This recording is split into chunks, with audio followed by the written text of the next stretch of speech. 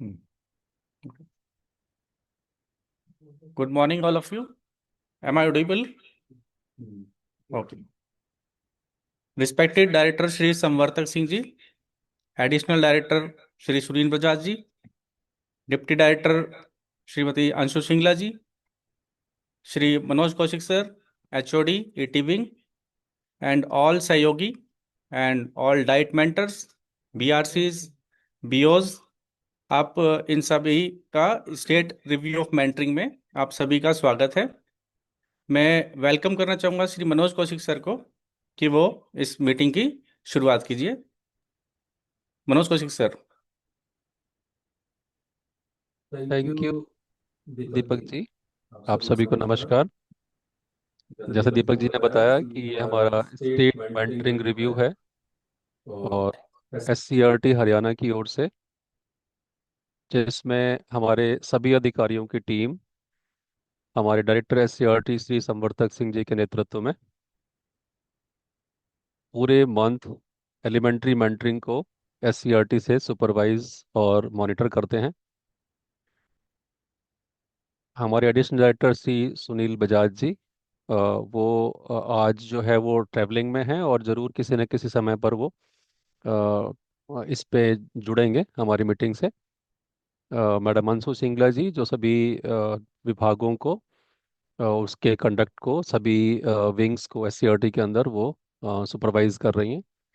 उन सभी के निर्देशन में ये दिसंबर मंथ में होने वाला जो रिव्यू है, जिसमें हमने अक्टूबर मंथ के आपके सारे आंकड़ों को कंपाइल करके और आपके सामने हमें रखना है आज। सो हम स्टार्ट करते हैं अपने इस एलिमेंट्री मेंटरिंग के रिव्यू को, जिसमें कि हमने जैसा कि आप जानते हैं पिछले कुछ माह से दो तरह से हम एलिमेंट्री मेंटरिंग को कवर कर रहे हैं। ये एक पुराना जो हमारा ट्रैकर था जो पिछले कुछ मंथ से जो है वो चला आ रहा था वो, और दूसरा जो है वो इफेक्टिव क्लासरूम ऑब्जर्वेशन का। दोनों के ऊपर हम पिछले कुछ महीनों से अलग अलग जो है वो आंकड़े आपको दिखा रहे हैं। जो मेंटर एलिमेंट्री मेंटरिंग कर रहे हैं अदर देन ईसीओ उनके भी, और जो पूरी तरह से ईसीओ में काम कर रहे हैं उनके भी। आज भी जो है हम उन आंकड़ों को लेकर आपके साथ जो है वो चलेंगे और डिस्कस भी करेंगे। एक बार मेरी सभी डाइट फैकल्टी, क्योंकि सभी डाइट फैकल्टी जो हैं हमारे वो मेंटर्स हैं, और प्रशिक्षक रिव्यू के माध्यम से हमें पता चलता है कि हर एक डाइट फैकल्टी जो है वो स्कूलों में जाके as per the given target by SCERT and by director school education, उन दोनों के आदेशानुसार जो भी टारगेट उनको दिया जाता है, सभी डाइट्स जो है मोस्ट ऑफ द डाइट हम कहेंगे, अदर देन कि दो कोई फैकल्टी अगर कोई लॉन्ग लीव पे है या किसी और जगह डेप्यूटेड है उनको छोड़ के बाकी सभी डाइट्स फैकल्टी जो हैं वो इस टारगेट को न केवल पूरा कर रहे हैं, बल्कि कहीं कहीं तो जो हम आंकड़ों में दिखाएंगे आपको टारगेट से ज़्यादा भी विजिट्स कर रहे हैं।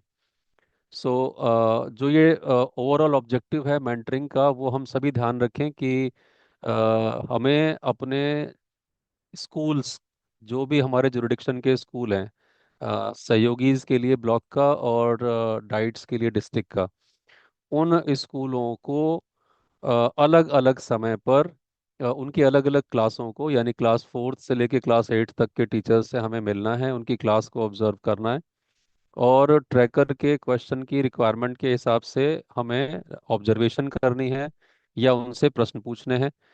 इन और उसके ही आधार पर ये आंकड़े हमारे बनते हैं। जो ऑब्जेक्टिव है ओवरऑल वो क्लासरूम प्रैक्टिसेस को सुधारना है, यानी हमारे स्कूलों की अलग अलग इन चौथी से आठवीं क्लास में जितनी भी ट्रेनिंग्स हो रही हैं, जितने भी प्रोग्राम ऑर्गेनाइज किए जा रहे हैं टीचर्स के लिए, और बाकी जो भी इनिशिएटिव्स हैं जो स्टेट गवर्नमेंट की तरफ से, शिक्षा विभाग की तरफ से स्कूलों के लिए लागू किए जाते हैं, उन सभी इनिशिएटिव्स के ऊपर उसकी जो एग्जीक्यूशन है वो धरातल पे कितने प्रभावी हैं, ये भी देखना मेंटर्स का काम है। और अगर कहीं कोई गैप है इंफॉर्मेशन का या रिसोर्सेज का या एग्जीक्यूशन का, तो उसके ऊपर भी जो संबंधित अधिकारियों हैं उनसे मिलके और उस गैप को दूर दूर करना, पूरा करना, वो भी मेंटर्स का काम है। सो हमारे सभी सहयोगी और जो कि ब्लॉक लेवल के ऊपर मेंटर्स की टीम को लीड कर रहे हैं, दो सहयोगी हैं। और हर हर एक डाइट फैकल्टी जो इससे जुड़े हुए हैं, एक बार फिर से हम आपका स्वागत करते हैं और स्टार्ट करते हैं, स्लाइड्स के माध्यम से वो आंकड़े आपको दिखाते हैं।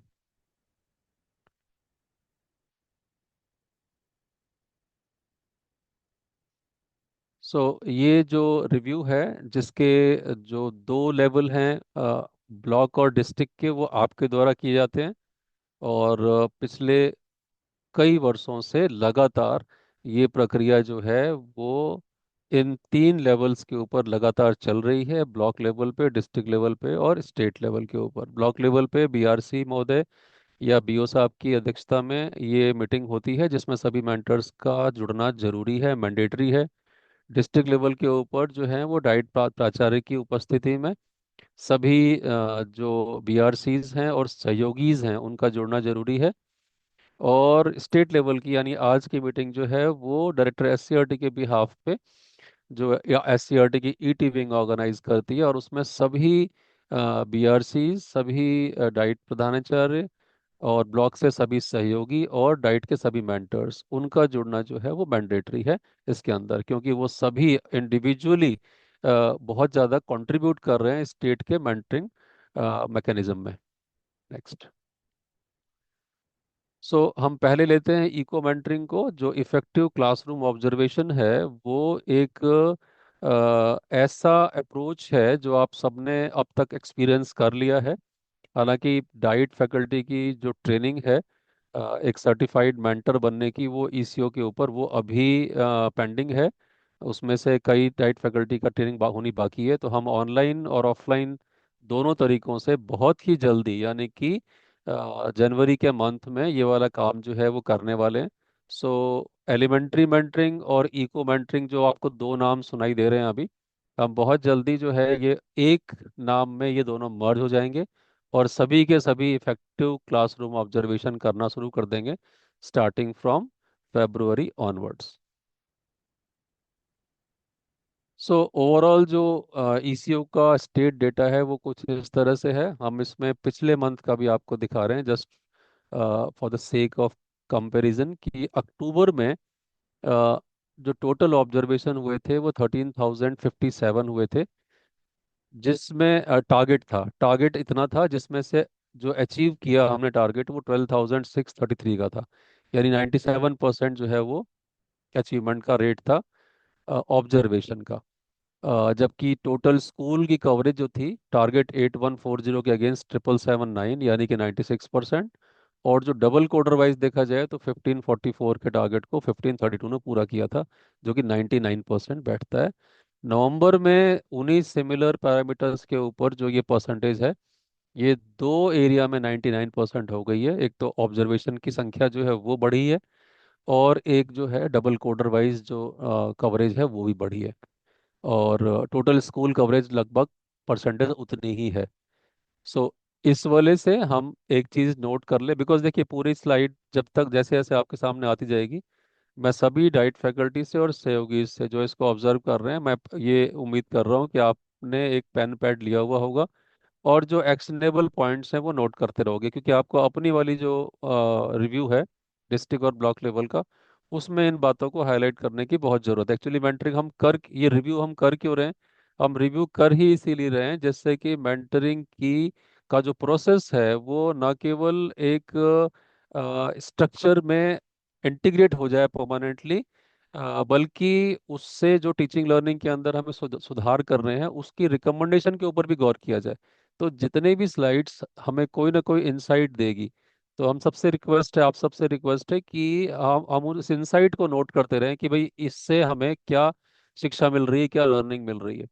सो इस पहले वाली टेबल से मैं हमें ये ध्यान देना है कि जो कवरेज है स्कूलों का जो है वो टारगेट स्कूलों का as per the number of observers ये दिया हुआ है। लेकिन हमारा ध्यान अपने स्कूल, अपने डिस्ट्रिक्ट के और अपने ब्लॉक के उन स्कूलों की तरफ जरूर होना चाहिए जिनके जिन तक कोई ऑब्जर्वर या मेंटर जो है वो या तो पहुंचता ही नहीं है, या कम पहुंचता है। क्लास वाइज ऑब्जर्वेशन में ये डेटा इस तरह से है कि चौथी क्लास से लेके और 10वीं क्लास तक, बिकॉज ईसीओ के अंदर आप सेकेंडरी टीचर्स को भी ऑब्जर्व कर रहे हो, 10वीं क्लास तक जो नंबर्स हैं ऑब्जर्वेशन के वो इस तरह से हैं। सो इनमें आपको दिख रहा है सबसे ज़्यादा जो ऑब्जर्वेशन है वो 5th क्लास की दिखाई दे रही है यहाँ पे, 2655। लगभग बाकी सबका जो नंबर है वो बहुत क्लोज है, 4th से लेके और 8th क्लास तक का, क्योंकि 9th और 10th में के टीचर्स कम हैं इस ऑब्जर्वेशन के अंडर में, इसलिए ऐसा नंबर दिखाई दे रहा है। लेकिन आने वाले समय में हम सेकेंडरी मेंटरिंग को भी एक फुल फ्लैश तरीके से इम्प्लीमेंट करने का प्रयास करेंगे। सब्जेक्ट वाइज कवरेज इस तरह की है, इसमें आप देख पा रहे हैं कि इंग्लिश और हिंदी, मैथ्स, ये सब्जेक्ट और साइंस, ये जो मेन सब्जेक्ट्स हैं सेकेंड अपर प्राइमरी के, इनमें संख्या जो है वो लगभग लगभग बराबर चल रही है। और जिन सब्जेक्ट्स में नंबर आपको कम दिखाई दे रहे हैं, बिकॉज क्लास भी वहाँ पर कम है, ईवीएस के अंदर सिर्फ 2 ही क्लास की ऑब्जर्वेशन यहाँ पर आई होगी, बाकी जो मेन सब्जेक्ट्स हैं इंग्लिश, हिंदी और मैथ्स, इसमें 4th से लेके 8th तक के क्लासें हैं, इसलिए भी नंबर्स यहाँ पे ज़्यादा है। लेकिन बस यहाँ पर ये ध्यान रहे, इनसे हमें सिर्फ ये ध्यान देना है इस स्लाइड से कि जो मेंटर जब जाए स्कूल के अंदर तो वो अपने सब्जेक्ट्स बदल बदल के क्लास में एंटर करे, बिकॉज अगर बार बार साइंस या मैथ ही ऑब्जर्व होगी तो फिर ईवीएस की या एसएसटी की क्लासेस या लैंग्वेज में पंजाबी की, संस्कृत की, इन क्लासों का ऑब्जर्वेशन जो है कहीं पीछे छूट जाता है। तो हमें यह यूनिफॉर्मिटी रखनी है इसमें। नेक्स्ट। ये जो कंप्लायंस है कि हम किस तरह से इफेक्टिव क्लासरूम ऑब्जर्वेशन को स्टेट लेवल पर देख रहे हैं, जो ओवरऑल ऑब्जर्वर वाइज स्टेट का डेटा है वो इस तरह से है।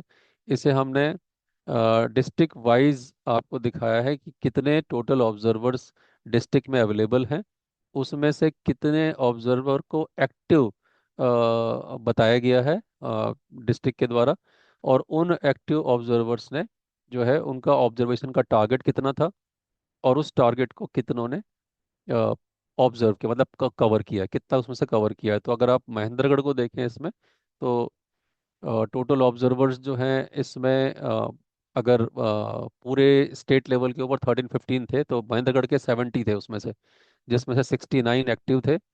और उनका ऑब्जर्वेशन टारगेट, बिकॉज एक का 10 होता है, 1:10, तो 690 टारगेट था उनका, जिसमें से उन्होंने 704, यानी कि मोर देन द टारगेट। तो ये अच्छी बात है कि न केवल टारगेट को पूरा कर रहे हैं बल्कि टारगेट को जो है एक्सीड भी कर रहे हैं। तो ये सभी डिस्ट्रिक्ट जो हैं, महेंद्रगढ़, सोनीपत, करनाल, कैथल, यमुनानगर, रेवाड़ी, पंचकुला, सिरसा, फतेहाबाद, जींद, पलवल और चरखी, ग्रीन का जो ये पोर्शन है ये धीरे धीरे बढ़ रहा है। ये शो करता है कि हमारी जो डाइट टीम है वो न केवल इस सिस्टम को अच्छी तरह से समझ गई है, बल्कि मोर एंड मोर जो नंबर ऑफ डाइट्स हैं, ज़्यादा से ज़्यादा डाइट्स जो हैं वो धीरे धीरे अपने टारगेट लेटर के हिसाब से और प्लानिंग के साथ काम कर रही हैं। सो इसीलिए वो नंबर्स को अचीव कर पाते हैं। तो बस यहाँ ध्यान देने की बात यही है कि हमें 100% तक जो है वो अचीव करने की कोशिश करनी है। उससे ज़्यादा अगर कोई रिपीटिशन होता है तो ये देखना पड़ेगा कि हम सेम स्कूल के अंदर जाके नंबर्स अगर हम सिर्फ बढ़ा रहे हैं तो हो सकता है कि वो बहुत बहुत ज़्यादा फायदेमंद ना हो। उसके बजाय अगर हम दूसरे नए स्कूल कवर करें, यूनिक स्कूल, तो ज़्यादा स्टेट को फ़ायदा होगा।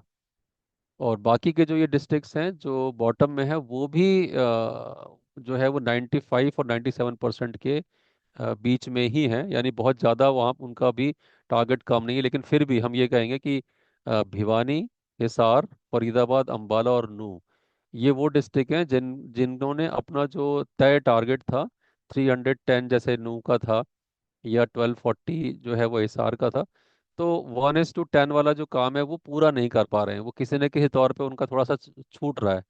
तो इसी की वजह से उनकी 100% कंप्लायंस नहीं हो पाई है। तो अगली बार जो है हम कोशिश करें कि ये स्लाइड जो है पूरी की पूरी ग्रीन हो जाए, इसमें दूसरे कलर दो हमें चाहिए नहीं। नेक्स्ट। ये वो कंप्लायंस है जो डबल कोडर का ऑब्जर्वेशन डेटा है, जिसमें कि डाइट भी हैं शामिल और बीआरपी एबीआरसीज भी हैं इसके अंदर। तो ओवरऑल तरीके से इसमें यहाँ पे भी आप देख रहे हैं कैथल, रेवाड़ी, कुरुक्षेत्र, नूह, गुरुग्राम, सिरसा, झज्जर, रोहतक, सोनीपत, फतेहाबाद और यमुनानगर। ये सभी वो डिस्ट्रिक्ट्स हैं जिन्होंने कुल मिला के, जो इनके डबल कोडर्स थे, उन्होंने अपना टारगेट 100% या उससे ज़्यादा पूरा किया हुआ है यहाँ पे। अब कैथल में देखो आप, जैसे 11 टोटल डबल कोडर्स थे और उसमें से एक्टिव 9 थे। तो वो जो 9 थे उनका टारगेट था 68। 9 को डबल कोडर में भी दो पार्ट हैं, इसमें दो दो डबल कोडर जो है वो डाइट के थे और 7 जो है वो बीआरपी एबीआरसी थे। तो क्योंकि दोनों के टारगेट जो हैं वो अलग अलग होते हैं, एक का 6 होता है, एक का 8 होता है, तो इस हिसाब से 68 नंबर बनता है। मतलब इस टीम के पास 68 का टारगेट था और उन्होंने डबल कोडिंग करी है, एक्चुअली जो है वो कर दी है 89। अब ये चीज़ जो है वो, लेकिन लास्ट वाला कॉलम अगर आप देखोगे तो पता लगेगा कि जो है 131% डबल कोडिंग का काम करने के बावजूद भी जो यूनिक ऑब्जर्वेशन है आ, वो 40 है। यानी ये थोड़ा कट रहा है इस स्लाइड में ऊपर से, DC with unique observer.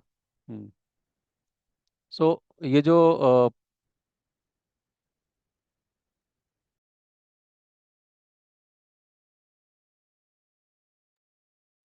Unique observation है, अगर ये कम है तो इसका मतलब है कि जो टाइम था उनके पास वो रिपीटिशन में चला गया, और 131 या 124 या 117 ये जो परसेंटेज आ रही है, ये देखने में ऐसी अच्छी लग सकती है कि 100% ज़्यादा डबल कोडिंग की, लेकिन जो यूनिक ऑब्जर्वेशन है वो कम है।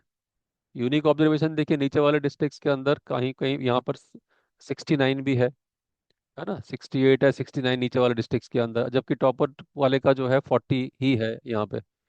तो इसमें डाइट कैथल से, हाँ डाइट कैथल से आप अपना आंसर जो है एक बार अगर चैट में थोड़ा लिखते हैं, क्योंकि हम बाद में बात भी कर लेंगे, अगर आप रीजन इसका लिखते हैं यहाँ पे तो मैं आप बाकियों के लिए उसको रिपीट कर दूंगा आपकी तरफ से कि भाई ये क्यों ऐसा होता है कि हम रिपीटिशन, मतलब डबल कोडर जो है वो ज़्यादा बार क्यों चले जाते हैं, अगर उन्होंने अपना टारगेट पूरा कर लिया है तो उन्हीं स्कूलों में क्यों चले जाते हैं जहाँ पे वो पहले भी गए थे। नेक्स्ट। चैट बॉक्स के अंदर ना आप जो स्लाइड से कंसर्न आपके फीडबैक हैं या कोई रिएक्शन है, कोई सजेशन है, तो आप प्लीज़ उसे चैट बॉक्स में लिखते रहें साथ साथ।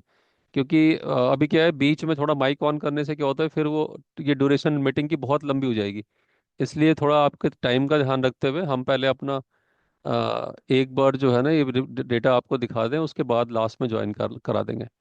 अभी आप लिखें, डाइट कैथल ने अगर हैंड रेज किया तो प्लीज़ वो लिखें क्या कहना है उनको। पर block 2 double coder and mentors are less. एक एक ब्लॉक में दो डबल कोडर, मोनिका दी एबीआर से कोई वन ब्लॉक सोनीपत।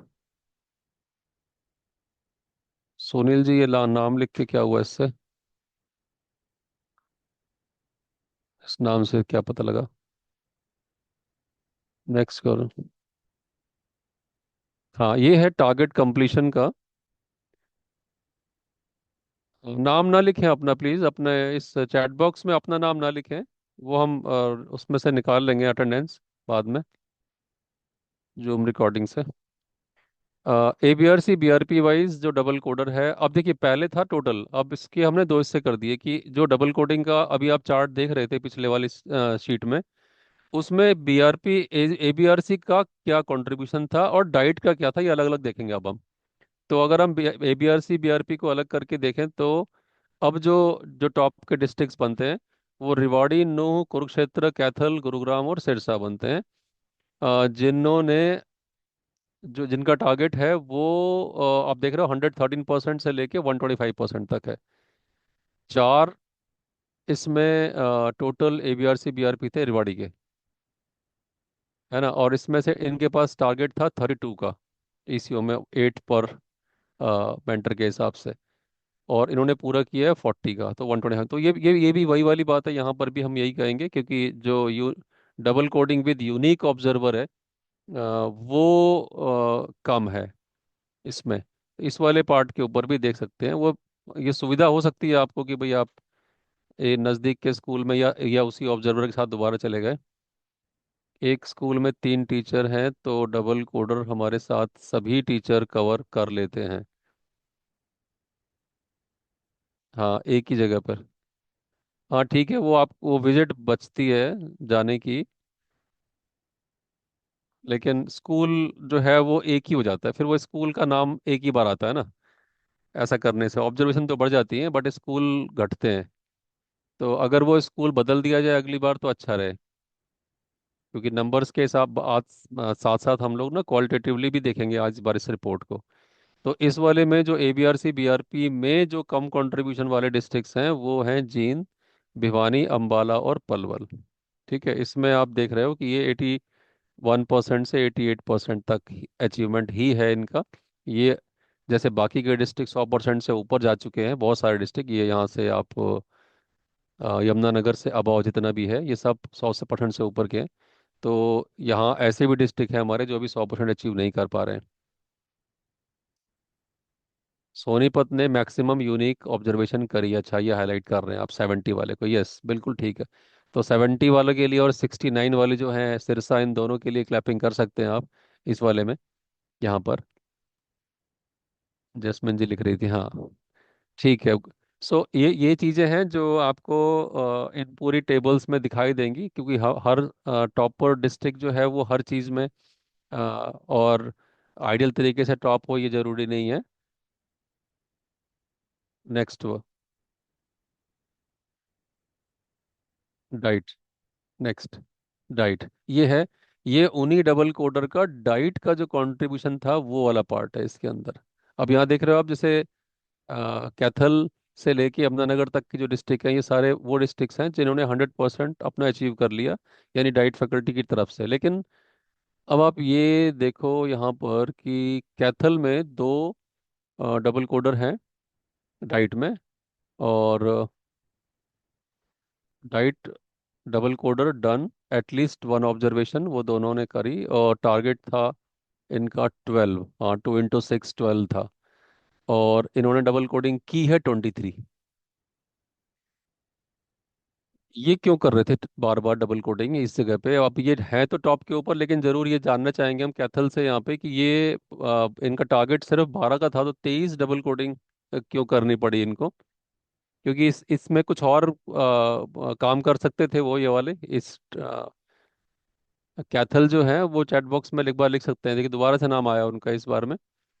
बहुत ज्यादा करने के ऊपर भी हम बोलेंगे आपको कि भाई अगर आप रिपीटिशन कर रहे हैं किसी काम का ना बहुत बार बार बार बार, ये रिपीटेड भरा गया है या रिपीटेड हुआ है, दोनों ही तरह से ये बहुत ज्यादा मतलब कमेंडेबल नहीं है ये वाली चीज। तो अगर आप 12 के टारगेट के अगेंस्ट में 23 करके दे रहे हैं इसमें उन्हीं स्कूलों के अंदर, क्योंकि इस यूनिक अगर ऑब्जर्वर देखा जाए तो सिर्फ 12 ही हैं यहाँ पे। तो 11 के साथ में इसका मतलब है 2 बार किया गया होगा, 12 + 11।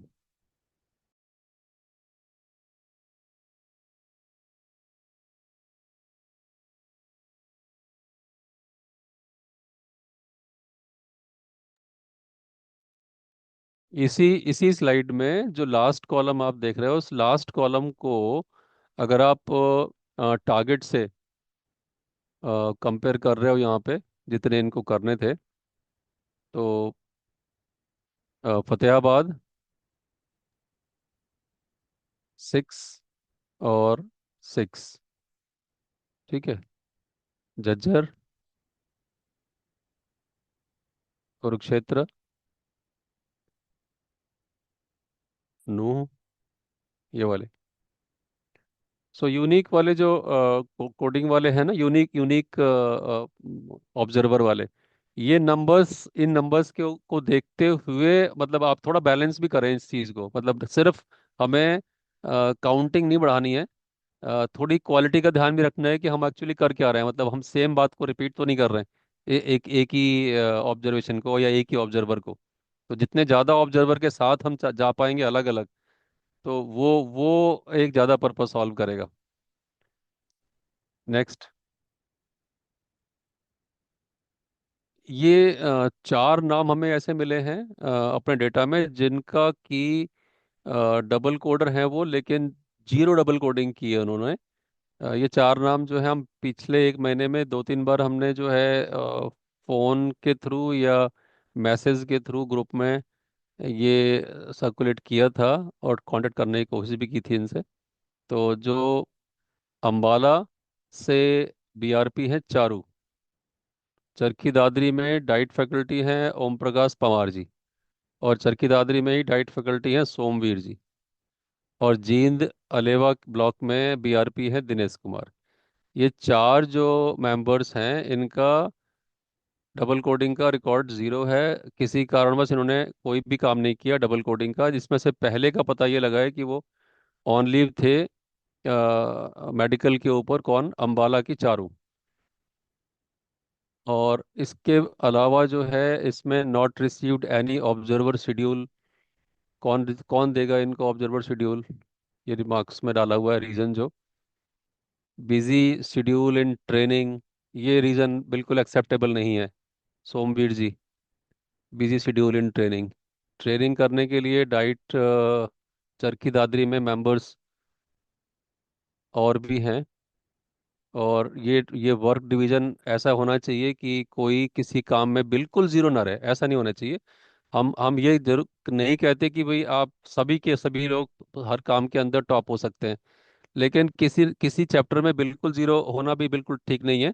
सो वो जो मिनिमम नंबर ऑफ टारगेट्स हैं उसको बैलेंस करने के लिए डाइट की सभी फैकल्टी को डिस्ट्रीब्यूशन ऑफ वर्क जो है वो थोड़ा सा जुडिशियसली होना चाहिए आपस में। और ये सम टेक्निकल इशू कह रहे हैं दिनेश कुमार, ये टेक्निकल इशू पता लगा स्पेसिफिकली इन्होंने क्या कहा था? ऐसा कुछ नहीं है। उन्होंने कहा कि अगर कोई ऐप चल नहीं रही है, पोर्टल चल नहीं रहा है, या फॉर्म काम नहीं कर रहा उनका इस पे, तो इसका सर्विस सिटी फॉर्म है ना। हाँ, सो ये भी जो है वो एक्सेप्टेबल एक्सक्यूज नहीं लग रहा है इसमें। तो अगर जिस भी वजह से ये चारों, बिकॉज हम अभी जब एमओएम के अंदर भी करेंगे तो अगर कोई और कोई प्रॉब्लम है तो आप ज़रूर शेयर करें, अगर हमारे लेवल पे कोई भी हेल्प हो सकती है तो। ट्रेनिंग की बात है या वर्क डिवीजन की बात है किसी और तरह की, लेकिन साइलेंस इज़ नॉट एक्सेप्टेबल, क्योंकि हम लोग जब लगातार कम्युनिकेट कर रहे हैं तो बातचीत और संवाद जो है वो नहीं रुकना चाहिए बिल्कुल भी। Next. Observer with zero observation, ये इससे पहले वाले डबल कोडर थे और अब जो है ये ऑब्जर्वर्स हैं। तो नीतू अंबाला साहा ब्लॉक की हैं, ABRC। 10 का टारगेट था और कुछ भी नहीं किया गया इनके द्वारा। हिसार 1 ब्लॉक में महावीर सिंह हैं, ABRC। सिवानी ब्लॉक भिवानी के ABRC प्रदीप कुमार, और भिवानी में ब्लॉक के भिवानी डिस्ट्रिक्ट के ABRC विकास। ये चारों ABRCs के नाम आप नोट कर लें। कंसर्न डाइट्स जो हैं अंबाला, हिसार, भिवानी, और भिवानी के ही दो हैं। और इनका जो रीज़न बताया ना, डिलेड इन्फॉर्मेशन फॉर एक्टिवेशन, पहला वाला, और सेकंड से बात नहीं हो पाई लगता है, डिलेड इन्फॉर्मेशन फॉर एक्टिवेशन।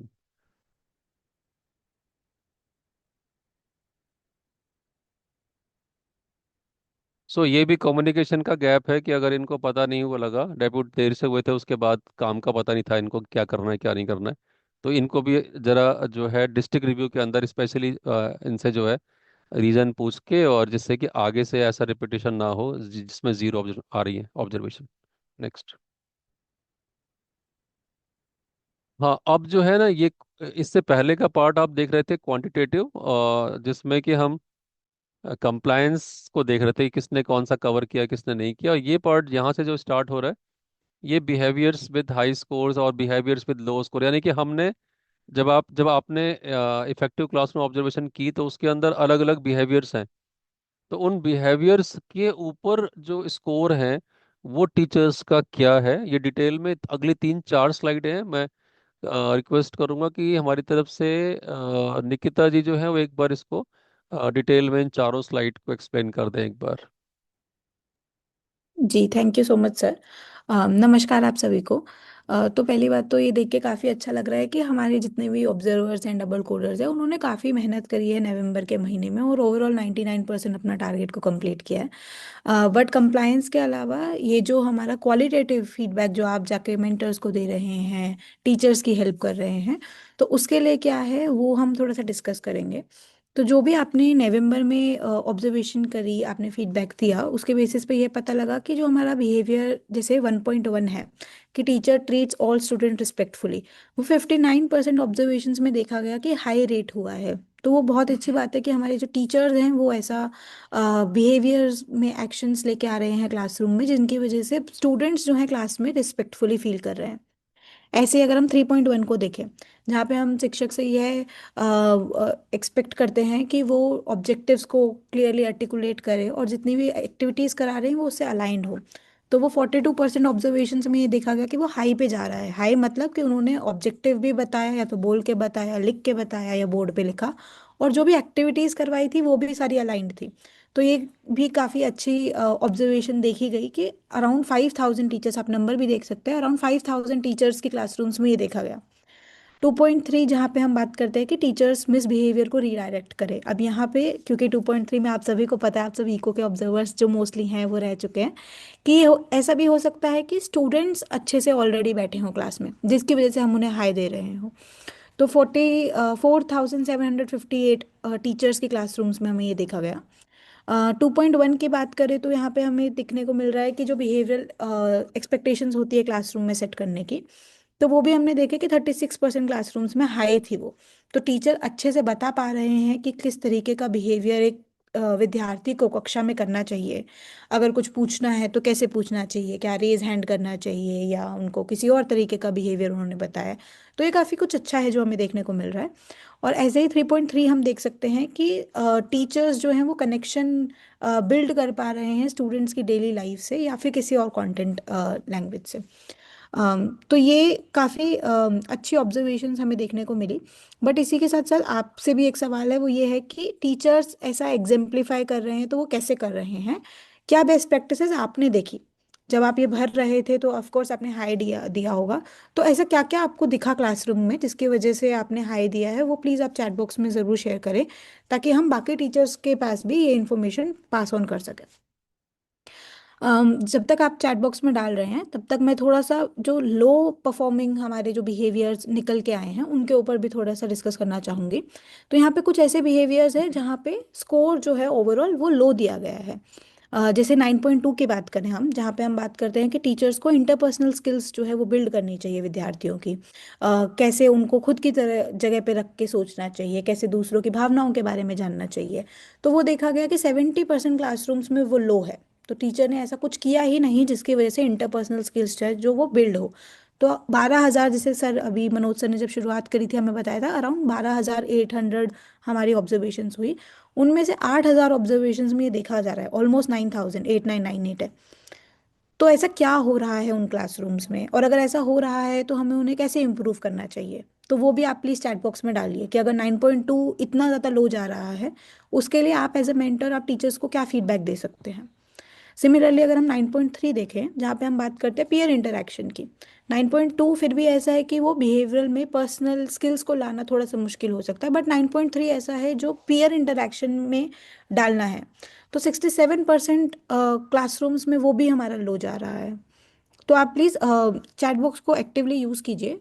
आप डालिए कि ऐसा क्या क्या हो सकता है जिसकी वजह से ये लो आ रहा हो, ताकि स्टेट को भी पता चले, डिस्ट्रिक्ट में टीचर्स को भी पता चले कि कैसे इसको या तो इम्प्रूव कर सकते हैं, या क्या क्या बाधाएं उनके खुद की टीचिंग प्रैक्टिसेस में आ रही है जिसकी वजह से ये हो रहा हो, वो भी पता चल सके। ऐसे ही आपके आगे और बिहेवियर्स है 6.4। वो ये बोल रहा है कि स्टूडेंट अपनी थिंकिंग को एक्सप्लेन करे या फिर ओपन एंडेड सवाल पूछे।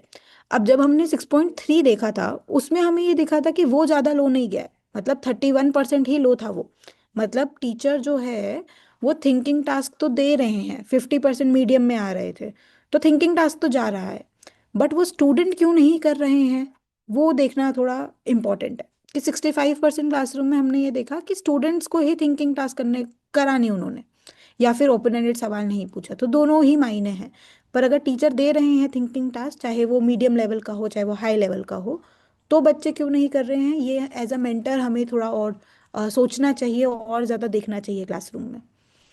गोल सेटिंग की जब हम बात करते हैं तो गोल सेटिंग में भी देखा गया कि 53% क्लासरूम्स में कोई गोल सेटिंग नहीं हुई, ना ही शॉर्ट टर्म गोल हुए ना ही लॉन्ग टर्म गोल हुए। स्टूडेंट परफॉर्म थिंकिंग टास्क, बच्चों ने टास्क नहीं किए। Teachers provide student with choices, ये 7.1 जो है वो 44% लो है, तो मतलब मीडियम लेवल का भी चॉइस नहीं दिया गया कि मतलब आप पेन शेयर कर लीजिए, कौन से पेन से काम करना है, वो जो ऑब्जेक्टिव से रिलेटेड नहीं है वो चॉइसेस भी क्लासरूम्स में नहीं मिले बच्चों को। तो उस पे भी एज अ मेंटर हमें जाके फीडबैक देना है कि नहीं, आपको ऑब्जेक्टिव से रिलेटेड चॉइसेस तो देनी ही है, बट उसके अलावा जो अगर हम बाकी चॉइसेस भी जो चलते फिरते भी दे सकते हैं क्लासरूम्स में वो भी नहीं नजर आई। तो उसके क्या रीजंस हो सकते हैं, आप एज अ मेंटर प्लीज आप उन्हें भी सोचिए। एंड लास्ट हमारा है टीचर्स मॉडल्स बाय इनएक्टिंग और थिंकिंग अलाउड। हमने एक्चुअली ये पीछे देखा था, हाई वाले में हमें दिखा था 3.3 कि कनेक्शन टू रियल लाइफ वो बना रहे हैं, हमने 3.1 भी हाई में देख लिया कि वो ऑब्जेक्टिव्स जो हैं वो क्लासरूम्स में बता रहे हैं, कनेक्ट कर रहे हैं। तो जब ऑब्जेक्टिव बताया जा रहा है, कनेक्शन हो रहा है, तो क्यों वो थिंक अलाउड नहीं कर पा रहे हैं, जो बच्चों को पढ़ाया जा रहा है क्यों वो उनको बता नहीं रहे हैं कि इसके स्टेप्स क्या हैं। क्योंकि वो 42% मतलब 5,000 ऑब्जर्वेशन में ये देखा गया कि उन्होंने वो स्टेप्स नहीं बताए, उन्होंने प्रोसेस नहीं बताया कि इस पर्टिकुलर काम को करना कैसे है। तो जब थर्ड एलिमेंट की जब हम पूरी बात करते हैं लेसन फैसिलिटेशन की, उसी में हमें दो रियलिटीज दिख रही है। तो उसके बारे में भी प्लीज आप सोचिए। और आप सभी का सवाल, आप सभी से हमारा सवाल यही है कि अगर इन बिहेवियर्स को इम्प्रूव करना हो तो कौन सी ऐसी स्ट्रैटेजीज है जो एज अ मेंटर आप टीचर्स को दे सकते हैं। तो आगे हमारे पास भी एक लिस्ट है, बट उससे पहले मैं थोड़ा चैट बॉक्स में आपके रिस्पॉन्सेज का वेट करना चाहूंगी कि आप बताइए कि अगर इनमें से किसी भी एक बिहेवियर को मुझे इम्प्रूव करना है तो एज अ मेंटर आप क्या फीडबैक देंगे।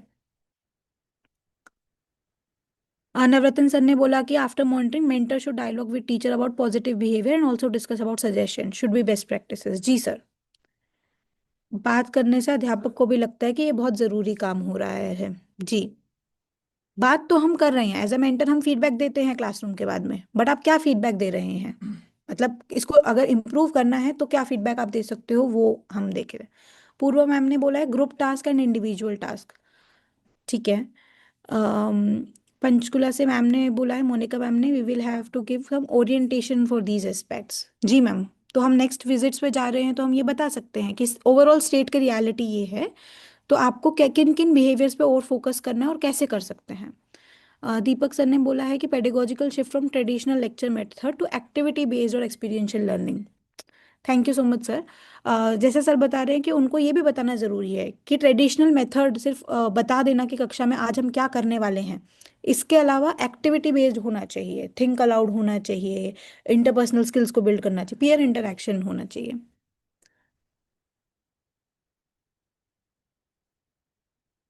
Group work is mostly not given by teachers, Bhavna ma'am ये बोल रही हैं।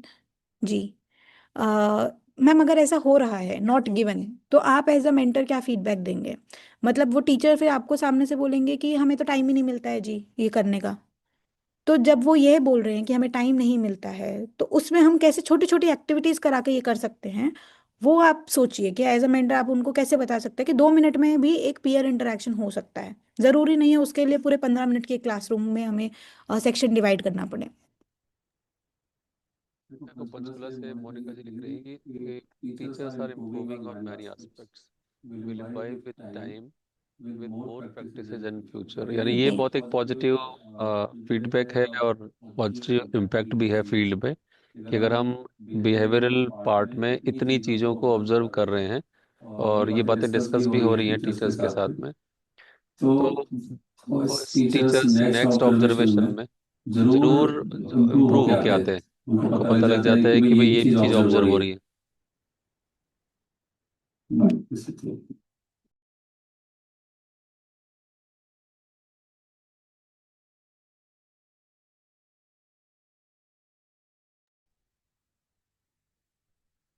हाँ, अगर वो टीचर्स, देखो टीचर्स अगर आपकी बातों से दिव्या अगर अलर्ट हो रहे हैं, अलर्ट भी नहीं बल्कि अवेयर हो रहे हैं और समझ रहे हैं, इस बात एग्री हो रहे हैं, तो ये बहुत अच्छी बात है कि इन चीज़ों पे। लेकिन ये जो हमने हाई स्कोर और लो स्कोर के बिहेवियर्स दिखाए, इसको सभी मेंटर से रिक्वेस्ट है कि हमें ये नहीं करना कि भाई अगली बार हमें ये कोई हाई चाहिए और हम किसी तरह से इसको बढ़ा दें, ऐसा मत करना आप लोग।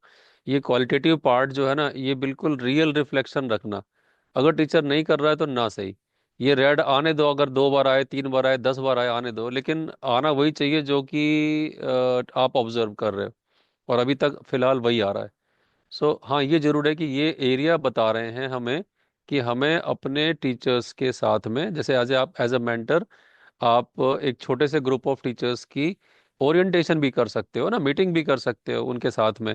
सिर्फ क्लासरूम में जाके और वापस आ जाना ये काम तो नहीं है ना। अगर मान लो हमने कोई चीज़ डायग्नोज की है ना, ये डायग्नोसिस है, अगर हमने कोई चीज़ डायग्नोस की तो उसका फिर रेमेडी क्या है? तो जो रेमिडियल है उसके बिहाव, उसके लिए एक्शन क्या लिया हमने एज अ मेंटर, वो भी आने वाले समय में एक बहुत इंपॉर्टेंट एरिया बनने वाला है हमारे सभी मेंटर्स का। कि भाई हमने अपने ग्रुप में, क्लस्टर में, या तो टीचर्स के स्कूल स्कूल के टीचर्स का ही कर दिया, या फिर क्लस्टर का या ब्लॉक में कहीं भी किसी भी तरह से, ऑनलाइन ऑफलाइन या ड्यूरिंग मीटिंग इंटरव्यू, कि हमने उन एस्पेक्ट्स पे बातें करी कि भाई जरा देखना आप इसको, ये वाली चीज़ हम कैसे इम्प्रूव कर सकते हैं। एरियाज आपको पता है, मतलब आपको तरीके पता है बहुत सारे जो आप लिख रहे हो चैट बॉक्स में। हाँ, ये सब चीज़ें सही हैं। आप आइडियली हम लोग सब लोग बहुत अवेयर हैं इन चीज़ों के लिए, लेकिन चैलेंज क्या है? रियल चैलेंज ये है कि उन टीचर्स को वो काम करवाने के लिए हम कैसे कन्विंस कर सकते हैं, और हमारी बातों से वो कितना सहमत हो सकते हैं, जिससे कि अगले आने वाले ऑब्जर्वेशंस में वो वाली चीज़ जो है वो एड्रेस्ड मिले। नेक्स्ट।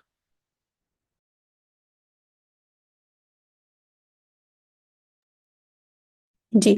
तो ये कुछ ऐसी स्ट्रैटेजीज है जो हम भी आपके साथ शेयर करना चाहते हैं। तो अगर आप एज अ मेंटर जब जा रहे हैं तो इनमें से कुछ लेके जा सकते हैं, ऐसा कुछ फीडबैक उन्हें दे सकते हैं। जैसे अभी दीप्ति मैम ने यहाँ पे हमने लिखा है यूज थिंक पेयर शेयर, वो दीप्ति मैम ने भी चैट बॉक्स में डाला था कि कोलैबोरेशन बढ़ाने के लिए, चलो हम बिहेवियर वाइज चलते हैं जहाँ पे लो आ रहा है। तो 9.2 जहाँ पे इंटरपर्सनल स्किल्स की बात हो रही है, वहाँ पे हम शिक्षक को ये बोल सकते हैं कि बच्चों को टर्न लेने का नॉर्म बताइए। उन्हें बताइए कि हम तभी हमें लिसन करना चाहिए पहले बोलने से। तो ये भी एक इंटरपर्सनल स्किल है कि दूसरों को सुनना। पर्सपेक्टिव टेकिंग के क्वेश्चंस शिक्षक पूछ सकते हैं क्लास में कि अगर आप इस सिचुएशन में होते तो आपको कैसा फील हो रहा होता बेटा, आप बताओ। तो इससे वो बच्चा भी बताएगा, और शिक्षक ये बाकी जो जितने भी विद्यार्थी हैं उनके लिए भी क्लासरूम में कर पाएंगे। ऐसे ही 9.3 के लिए जैसे मैम भी बोल रही थी कि थिंक पेयर शेयर हम यूज कर सकते हैं। पेयर प्रॉब्लम सॉल्विंग का हम एक इक्वेशन दे सकते हैं, कुछ कुछ चैप्टर ही दे सकते हैं कि आप साथ में पढ़िए, अब इसकी समरी साथ में लिख के बताइए। हम उन्हें ये बोल सकते हैं कि दो डिफरेंट वेज से इसको सॉल्व आप करो और एक दूसरे से शेयर करो कि आपका वे कौन सा था, आपका वे कौन सा था। अभी देखिए, इसमें कोई ग्रुप एक्टिविटी करने के लिए 15-20 मिनट की ज़रूरत नहीं है। मैंने एक क्वेश्चन दिया क्लास में और बोला कि आपस में अपना अपना आंसर सोच लो और पहले अपने पार्टनर के साथ शेयर करो। इसमें कितना ही टाइम लग सकता है हमें। तो हम छोटी छोटी स्ट्रैटेजीज भी अगर टीचर्स को बताएं, ये नहीं बताएं कि आप पहले ग्रुप बनाइए, ऐसे डिवाइड कीजिए, वो बहुत बड़ा काम हो जाएगा शिक्षक के लिए। तो हम अगर उन्हें छोटी छोटी स्ट्रैटेजीज भी बताएंगे तो उससे भी ये बिहेवियर्स हमें क्लासरूम में दिखने लगेंगे। जैसे अगर हम क्रिटिकल थिंकिंग की बात करें तो उनसे ही पूछे कि आपको कैसे पता जो आप बोल रहे हो, why do you think so, आप ऐसा क्यों सोचते हो, जो भी आपने आंसर दिया बताइए। आपने अगर उन्होंने कुछ मैथ का कोई इक्वेशन सॉल्व किया है या साइंस का कुछ मॉडल दिखा रहे हैं वो, तो उनसे पूछ सकते हैं आपने कौन सी स्ट्रैटेजीज में लगाई थी, जिसमें वो क्या करेंगे, अपनी थिंकिंग को एक्सप्लेन करेंगे। ऐसे ही 8.3 के लिए आप हम उन्हें बोल सकते हैं आपका खुद का पर्सनल टारगेट क्या है, अपनी नोटबुक्स में लिखिए सब, है ना। तो वो अपने लिए अपना गोल्स बना सकते हैं, शॉर्ट टर्म गोल्स बना सकते हैं। और एक सेल्फ चेक रूटीन भी सेटअप कर सकते हैं। हम उनसे पूछ सकते हैं अच्छा आपने अपना कल वाला जो गोल सेट किया था वो मीट किया या नहीं किया, क्या इजी था आपके लिए मीट करना, क्या डिफिकल्ट था। तो अगर ये एज अ लास्ट में क्लासरूम जब खत्म हो रही है, जब शिक्षक बोल रहे हैं कि आज का अपना टारगेट लिख के जाओ, कल आके अगर वो चेक करते हैं तो वो बच्चों के अंदर बिल्ड होने लगता है कि मैंने तो ये सोचा था कि एक दिन में मैं ये तो कर लूंगा, शॉर्ट टर्म गोल है मेरा, क्या वो मैंने किया या नहीं किया। सिमिलरली अगर हम बात करें 6.3 की, तो डिफरेंट टाइप ऑफ टास्क, जैसे आपको पता है ऑलरेडी कि मीडियम में हम कौन से टाइप ऑफ टास्क देते हैं, लेबलिंग वाले, कैटेगराइजेशन वाले। हाई में हम प्रिडिक्शन वाले टास्क देते हैं। तो उन्हें भी डिफरेंट टाइप ऑफ टास्क ही बता दो, रादर देन कि एक भी टास्क नहीं दिया जा रहा है। इवन अगर मीडियम लेवल ऑफ टास्क भी देते हैं, क्रिटिकल थिंकिंग टास्क देते हैं वो क्लास में, थिंकिंग टास्क देते हैं, वो भी हमारा काउंट होगा। तो हाई एक्सपेक्टेशन से रखने से अच्छा पहले हम स्मॉल स्टेप्स भी उनको बताना शुरू करेंगे, तो वो अपने क्लासरूम्स में इंक्लूड कर सकते हैं। चॉइसेस वाला है तो हम उनसे पूछ सकते हैं कि आप कैसे काम करेंगे, डायग्राम के थ्रू करेंगे, लिख के करना चाहते हैं। इवन जब हम उनसे आंसर्स पूछते हैं तो उसकी भी चॉइस दे सकते हैं कि बेसिक आज सब सारे इजी सवाल पूछे या नहीं पूछे या डिफिकल्ट पूछे, तो वो चॉइस भी दे सकते हैं। जो बच्चा अच्छे से उस पर्टिकुलर चैप्टर की प्रैक्टिस करके आया है उससे पूछ सकते हैं कि आपको कौन से लेवल का क्वेश्चन का हम रिवाइज करें, बताओ, इजी लेवल करना है, डिफिकल्ट करना है, मीडियम लेवल करना है। तो ये चॉइसेस भी हम उन्हें दे सकते हैं। एंड लास्टली 3.4 में थिंक अलाउड करके को मॉडल कर सकते हैं, साथ में करा सकते हैं, मल्टीपल रिप्रेजेंटेशन करेंगे जिससे बच्चों को स्टेप्स समझ में आने लग जाएंगे।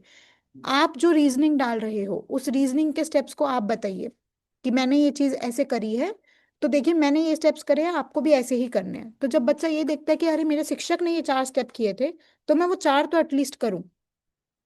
तो ऐसे फीडबैक भी हम टीचर्स को दे सकते हैं। स्लाइड का स्क्रीनशॉट या पूरी स्लाइड्स वैसे आपके साथ शेयर की जाएगी, बट ये छोटी छोटी चीजें भी अगर आप अपने फीडबैक में उनको देंगे तो वो इम्प्रूवमेंट ऑन देयर बिहेवियर्स दिखने लग जाएगी। जी, नेक्स्ट स्लाइड पे बढ़ते हैं। मैं अब सर को इनवाइट करना चाहूंगी। जी सर। हाँ, ये जो मेंटरिंग का डेटा जिसका क्वालिटेटिव एस्पेक्ट आपने अभी भी देखा, एक्चुअली वही काम था जिसके लिए हम मेंटरिंग ये करते हैं। और आगे आने वाले टाइम में हम ज़्यादातर जो है वो नंबर्स को कम करते हुए और ऐसी चीज़ों को हाईलाइट करेंगे जो आपने एक्चुअली ऑब्जर्व की या नहीं की, या टीचर में मिली या नहीं मिली, मतलब उसी बातों पे ज़्यादा चर्चा किया करेंगे। देखिए, ये बेस्ट प्रैक्टिस आई है अभी। इसमें जो डॉक्यूमेंटेशन और अपडेट्स है, टीम रोहतक जो है उन्होंने कॉन्स्टेंटली कंसिस्टेंटली शोकेस किया है इस प्रैक्टिस का, कि उनका जो इस प्रोसेस का डॉक्यूमेंटेशन है वो बहुत बढ़िया है। मतलब ये वो प्रूफ्स हैं, एविडेंसेस हैं जो हमारे पास आज कैप्चर हो जाते हैं। और हम बार बार कोशिश करेंगे कि ऐसे सभी बेस्ट प्रैक्टिसेस को अलग अलग तरह से आपके सामने लाएं।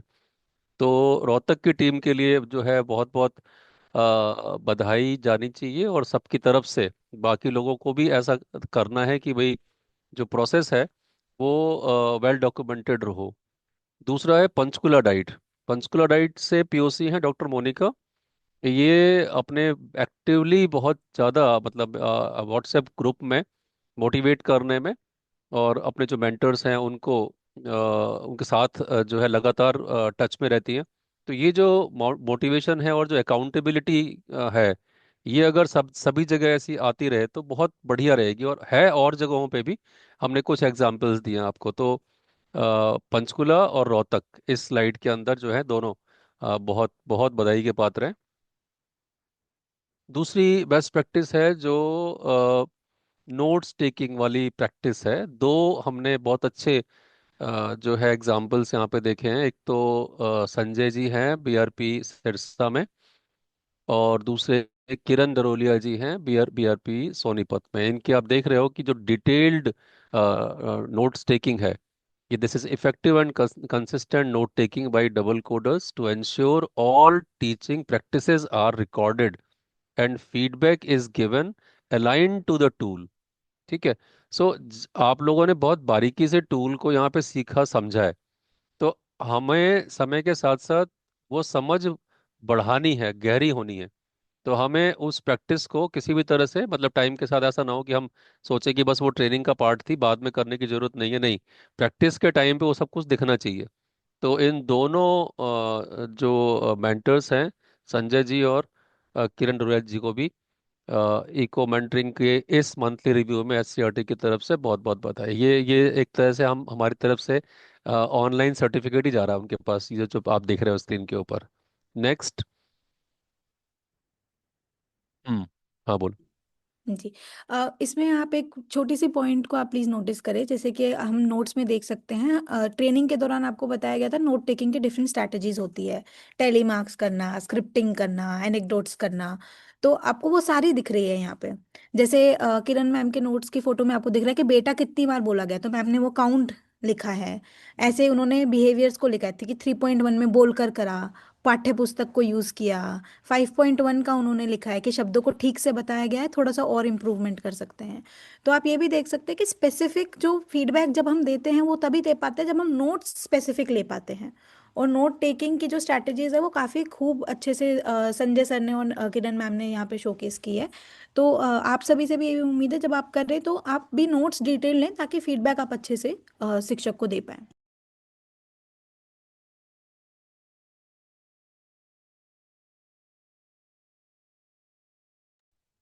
हाँ, और आप अब ये जो देख रहे हो बेस्ट प्रैक्टिस 3 की स्लाइड, इसमें आप उनको देख रहे हो जो कंसिस्टेंट फॉलो अप लेते हैं और डैशबोर्ड का बड़ी एक्सटेंसिवली यूज करते हैं। देखिए ये मेंबर्स हैं नॉर्मली, जब एससीईआरटी की टीम के साथ में जो लगातार टच में रहना, उनसे बातचीत करते रहना और अपने इश्यूज के ऊपर बात करना, ये हरीश जी हैं डाइट चरखी दादरी से, प्रवीण जी हैं डाइट करनाल से, जैस्मिन कौर जी हैं डाइट सोनीपत से, दीपक जी हैं डाइट रिवाड़ी से, सुनील कुमार जी हैं डाइट झज्जर से, और मोनिका जी डाइट पंचकुला से, और विनोद जी डाइट फतेहाबाद से। अब ये नाम जो है ना, ये एकदम ऐसे रैंडम नहीं आते, ये नाम जो है बिल्कुल कंसिस्टेंटली जब टीम के साथ में इनका इंटरेक्शन, सीआरटी की टीम के साथ भी और आगे इनकी अपनी टीम के साथ में लगातार जुड़ा हो, वो उससे पता लग जाता है कि वो कितनी एक्टिवली जो है वो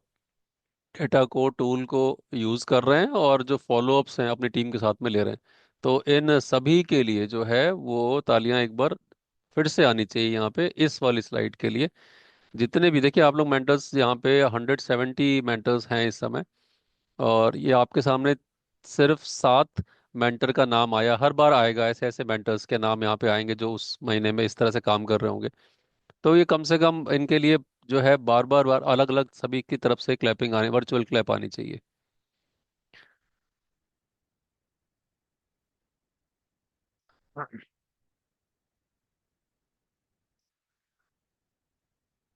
ठीक है। सो हाँ, आप जब तक अगले स्लाइड को सुन रहे हैं तो भी आप वर्चुअल क्लैप कंटिन्यू कर सकते हैं, क्योंकि हम चाहते हैं कि हर बार इस स्लाइड में हम एक से एक नए से नए जो मेंटर्स हैं, जो बहुत ही जो है वो डेडिकेशन के साथ में काम कर रहे हैं, न केवल अपना काम कर रहे हैं बल्कि अपनी नीचे वाली टीम को भी मोटिवेट कर रहे हैं और तैयार कर रहे हैं। सो वो नाम आते रहेंगे। सो नेक्स्ट वाली स्लाइड पे आते हैं। ये कुछ एरियाज ऑफ कंसर्न है जो कि क्योंकि आप लोग टच में हो, आपको भी इनका पता है, लेकिन फिर भी हम एक बार आपके लिए डॉक्यूमेंट कर रहे हैं, हाईलाइट कर रहे हैं इसको। एक तो बार बार टीचर का डेटाबेस चेंज नहीं करना है। अब जो जैसे the changes in database will only be entertained now for the cases on deportation and long leaves। मतलब माइनर इश्यूज के लिए, काम के लिए टीचर को चेंज ना करें। कहाँ किसी बहुत जेन्युइन और वैलिड रीजन होगा तो वो चेंज हो जाएगा। दूसरा है डुप्लीकेट्स इन डबल कोडिंग।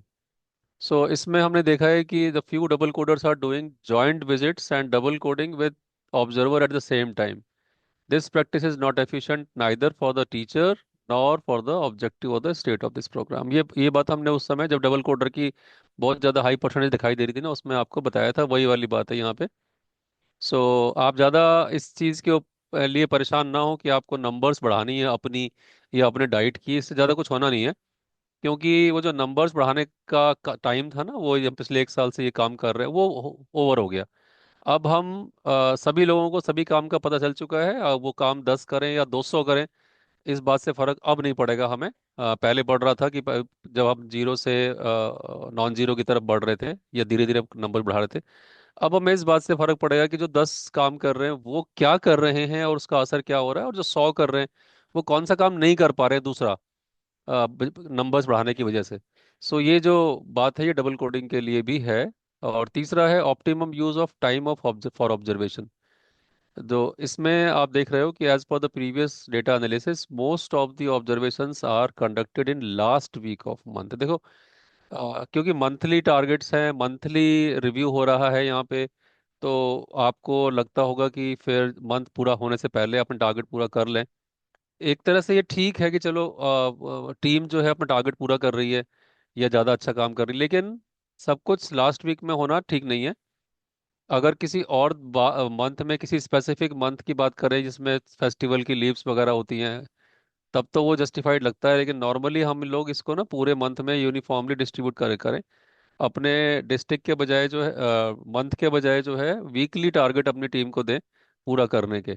और इसीलिए हम अगला पॉइंट जो है वो सजेस्ट कर रहे हैं कि हम क्यों ना डाइट के पीओसी के साथ में महीने में 2 बार बात करें। मतलब 15 डेज का रिव्यू जो है, वो 15 डेज के रिव्यू के लिए एक बार जो है हम 15th और 20th के बीच में एक बार आपको स्टेटस शेयर करें, बताते हुए कि अब तक आपकी डाइट डिस्ट्रिक्ट ने कितना कवरेज की है, ताकि जो शॉर्टफॉल है टारगेट का वो पता लग जाए। और कोशिश करें कि सेकंड वीक खत्म होने तक, सेकंड वीक तक का मतलब 50% काम हो जाना चाहिए, मतलब कुछ इस तरह से जस्टिफाइड रहे। तो लेकिन कोई नहीं, आपकी सुविधा के लिए आपको शेयर कर दिया जाएगा डेटा, जिससे कि आप उस पर काम कर सकते हो। इको मेंटरिंग और एलिमेंट्री मेंटरिंग, जो दो नाम आप बार बार सुन रहे हो, और जिसमें ज़्यादातर एलिमेंट्री मेंटरिंग में शामिल है डाइट्स, और इको मेंटरिंग में ज़्यादातर शामिल है नंबर के हिसाब से बीआरपी एबीआरसीज। अब आप ये देख लो कि स्टेट में जो काम हो रहा है उसमें ओवरऑल काम में जो इको मेंटरिंग की हिस्सेदारी है वो 82% के लगभग है, जबकि एलिमेंट्री मेंटरिंग जो है वो सिर्फ 18% है, 18% है। अब आप 18% मतलब डाइट्स में जो इको मेंटरिंग के में ट्रेंड अभी नहीं है, या डबल कोडिंग भी नहीं करते हैं, वो ये संख्या जो है आप देख लें कि ये संख्या बहुत कम है। और ये 18% भी धीरे धीरे खत्म हो जाएगा, यानी जीरो कर देंगे इसको हम, ये पूरा ईसीओ में हो जाएगा 2 महीने के बाद। तो सभी डाइट की टीम से रिक्वेस्ट है कि आने वाले समय में आपको बहुत जल्दी मौका मिलेगा, अपॉर्चुनिटी मिलेगी इफेक्टिव क्लासरूम ऑब्जर्वेशन को सीखने की। ध्यान रहे कि एलिमेंट्री मेंटरिंग को करना और उसको और ज़्यादा इन डेप्थ करना वही इफेक्टिव क्लासरूम ऑब्जर्वेशन है। तो हम जो superficial way of data collection है उसको धीरे धीरे फेज आउट कर देंगे, और ज़्यादा इम्पैक्टफुल आपकी ऑब्जर्वेशन हो जाए, उन टूल्स को यूज़ करने की प्रैक्टिस जो है वो डाल देंगे सभी मेंटर्स को। सो आपको मौके मिलेंगे अभी जल्दी ही कोर्स करने के ईसीओ के ऊपर, ऑनलाइन तरीके से और ऑफलाइन तरीके से ब्लेंडेड मोड में। तो उसका फ़ायदा उठा के आपको जल्दी से जल्दी आप सभी को ईसीओ सर्टिफिकेशन लेना है, जिससे कि स्टेट में फिर एक तरह की ही मेंटरिंग होगी। एक तरह के जो 4 से लेके 8 तक के हमारे स्कूल्स हैं, वो क्लासेस हैं, उन सब के लिए इफेक्टिव क्लासरूम ऑब्जर्वेशन होगा। नेक्स्ट, एलिमेंट्री मेंटरिंग का जो ये 18% था, उसका भी डेटा आपके साथ शेयर कर देते हैं, बिकॉज डाइट जो है वह मेनली ये वाला काम कर रही है इस समय। टोटल सिर्फ 998 एंट्रीज रिसीव हुई हैं, मतलब लगभग समझ ले कि आप 1000 ऑब्जर्वेशन आती हैं इसमें। इसमें यूनिक मेंटर्स जो हैं वो 294 हैं। जो ये नंबर दिख रहा है आपको 329 और 294 का डिफरेंस 35 का, इसमें से एग्जम्प्टेड और डेप्यूटेड और इनएक्टिव लोग हैं वो 35 हैं। सो अदरवाइज 294 ने काम किया। यूनिक स्कूल जो विजिट किए गए, प्राइमरी में वो थे, वो 419 थे, और अपर प्राइमरी में 575 था, यानी कि टोटल जो है वो 994 था। तो ये टोटल क्लास जो है इसके अंदर 2598 है, जो कि टारगेट से 71% अचीवमेंट पे है। यानी कि प्राइमरी और अपर प्राइमरी में जो यूनिक स्कूल कवर किए गए वो लगभग 63 और 58% है उनका एवरेज, उनका नंबर। और जबकि क्लासेस ऑब्जर्व जो हैं वो 72% लगभग ये वाली है। ओवरऑल प्राइमरी स्टेट का प्राइमरी और अपर प्राइमरी का ऑब्जर्वेशन डेटा जो है वो इस तरह से है कि जो 897 प्राइमरी क्लास है, और अपर प्राइमरी 1701, यानी कि जो 2598 की संख्या है क्लास ऑब्जर्व करने की, वो इस तरह से है, अपर प्राइमरी में ज़्यादा, प्राइमरी में लगभग आधी। और ग्रेड वाइज देखा जाए तो चौथी से लेके 8वीं तक ये संख्या 450 550 के बीच है लगभग।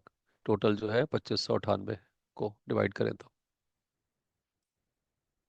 ये ओवरऑल स्टेट का प्राइमरी और अपर प्राइमरी का ऑब्जर्व डेटा सब्जेक्ट वाइज है। इसमें हम ध्यान दे सकते हैं रेड वाले एरियाज के ऊपर, जिसमें कि चौथी और 5वीं क्लास की ईवीएस सबसे कम ऑब्जर्व होती है, और छठी 7वीं 8वीं में संस्कृत सब्जेक्ट का नंबर जो है, या पंजाबी सब्जेक्ट जो है, वैसे तो नंबर में भी कम होते हैं लेकिन ऑब्जर्वेशन का डेटा बताता है कि ये कम है बाकी सब्जेक्ट से। और हिंदी और साइंस जो है वो सबसे ज़्यादा इनकी क्लासों को ऑब्जर्व किया जाता है। तो इस वाली स्लाइड से हमें ध्यान ये देना है कि बाकी सारे सब्जेक्ट भी उतने ही इम्पोर्टेंट है, हिंदी और साइंस के अलावा एसएसटी है, मैथ्स है ना। सो ये सब्जेक्ट भी बराबर, इंग्लिश है, इनकी भी ऑब्जर्वेशन जो है एलिमेंट्री मेंटरिंग करने वाले हमारे मेंटर्स जो हैं वो इस पे ध्यान देंगे। नेक्स्ट है, ये डिस्ट्रिक्ट वाइज डिस्ट्रीब्यूशन है एलिमेंट्री मेंटरिंग की ऑब्जर्वेशन का। जो 329 ऑब्जर्वर्स हैं टोटल इस समय हमारे पास, जिसमें मोस्टली डाइट के हैं। उसमें से एक्टिव 294 थे इस बार, यानी कि 35 जो हमने बताया पीछे जो है वो इनएक्टिव थे। एंट्री जो है वो 958 आई है इसमें से। और जो एंट्रीज पर एक्टिव फैकल्टी अगर हम डिवाइड करें, देखो एंट्री का मतलब है कि 18 मेंबर थे अंबाला में, 18 एक्टिव मेंबर्स थे अंबाला में, उन्होंने 50 एंट्री दी है मेंटरिंग की, यानी कि 2.8 एवरेज के साथ में। अगर हम इसको ये हायर की ये सीक्वेंस जो है वो हाई टू लो या लो टू हाई नहीं है, ये अल्फाबेटिक लिस्ट है। इसमें से हम निकाल सकते हैं कि सबसे ज़्यादा observation based on number of faculty, जैसे हम प्रशिक्षक में करते हैं पर हेड शेयर, उस हिसाब से देखा जाए तो इसके अंदर ये नंबर सबसे ज़्यादा लास्ट कॉलम में किसकी है, 5.5 जींद। ठीक है, यानी कि एलिमेंट्री 5.5 से ज़्यादा तो कोई नहीं है ना। और 5.5 के बाद नेक्स्ट जो है वो 5.4,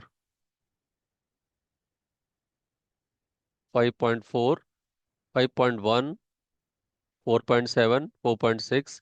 ये वो डिस्ट्रिक्ट्स हैं, मतलब नंबर्स ये बता रहे हैं कि इन डिस्ट्रिक्ट्स ने एलिमेंट्री ऑब्जर्वेशन जो भरा है और जो नंबर ऑफ फैकल्टी वहाँ पे अवेलेबल थी उसके हिसाब से ये डिस्ट्रिक्ट थोड़ा बेटर परफॉर्म औरों से कर रहे हैं, जिनके नाम अभी लिए हमने।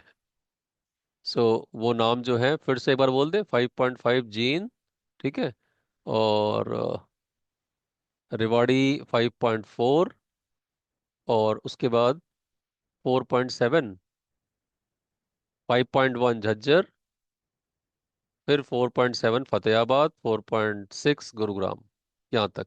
ठीक है, पाँच या छह नाम ही लेते हैं, बाकी सब भिवानी, भिवानी तो एक मेंबर है और यहाँ पर कर रहे हैं। ठीक है, ये एक मेंबर वाली डाइट से रिक्वेस्ट है कि चरखी दादरी की टीम जो है वो थोड़ा अ, इनको हेल्प करे कि अलग अलग कामों के अंदर, क्योंकि बहुत सारी जगहों पर इनकी एब्सेंस दिखाई पड़ती है हमें, जो कि हम्म,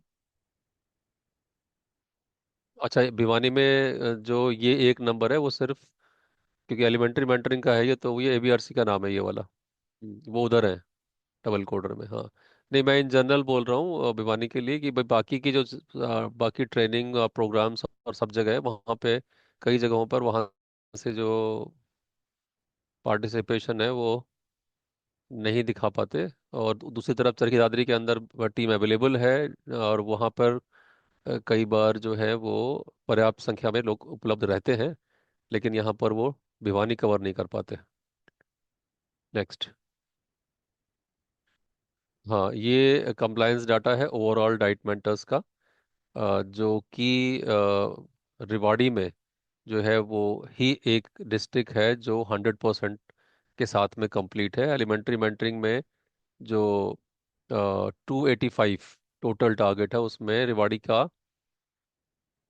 diet in elementary mentoring dashboard है ना, डेटाबेस 21। और एक्टिव डाइट फैकल्टी लिखना लिखा करो यहाँ पे ना, एक्टिव ये 21 में से 20 एक्टिव थे, और जिन्होंने ऑब्जर्वेशन कंप्लीट की 20 में से 20 ने अपनी कर ली पूरी। 100% वाली सिर्फ एक ही डाइट है रिवाड़ी। तो रिवाड़ी पिछले भी कुछ स्लाइड्स में आपको अलग अलग जगहों पर ये दिख रहा होगा कि टीम में कहीं ना कहीं जो है वो पूरी की पूरी टीम जो है वो बहुत एक साथ होके बड़े अच्छे तालमेल के साथ में काम कर रही है, इसलिए अलग अलग पैरामीटर के ऊपर जो है वो मेंटेन करते हैं अपनी पोजीशन को टॉप 5 में। इसके अलावा रोहतक भी जो है यहाँ पर, और जींद, यमुनानगर और झज्जर, झज्जर भी जो है पिछले कुछ महीनों में अलग अलग एरियाज में धीरे धीरे अपने आप को टॉप, मतलब फर्स्ट 50% में रखते हैं ये। भिवानी और फरीदाबाद लास्ट में जो है, ये दोनों इस वाले स्लाइड में एप्लीकेबल इसलिए नहीं है क्योंकि ये इन इन जगहों से ये इको में है।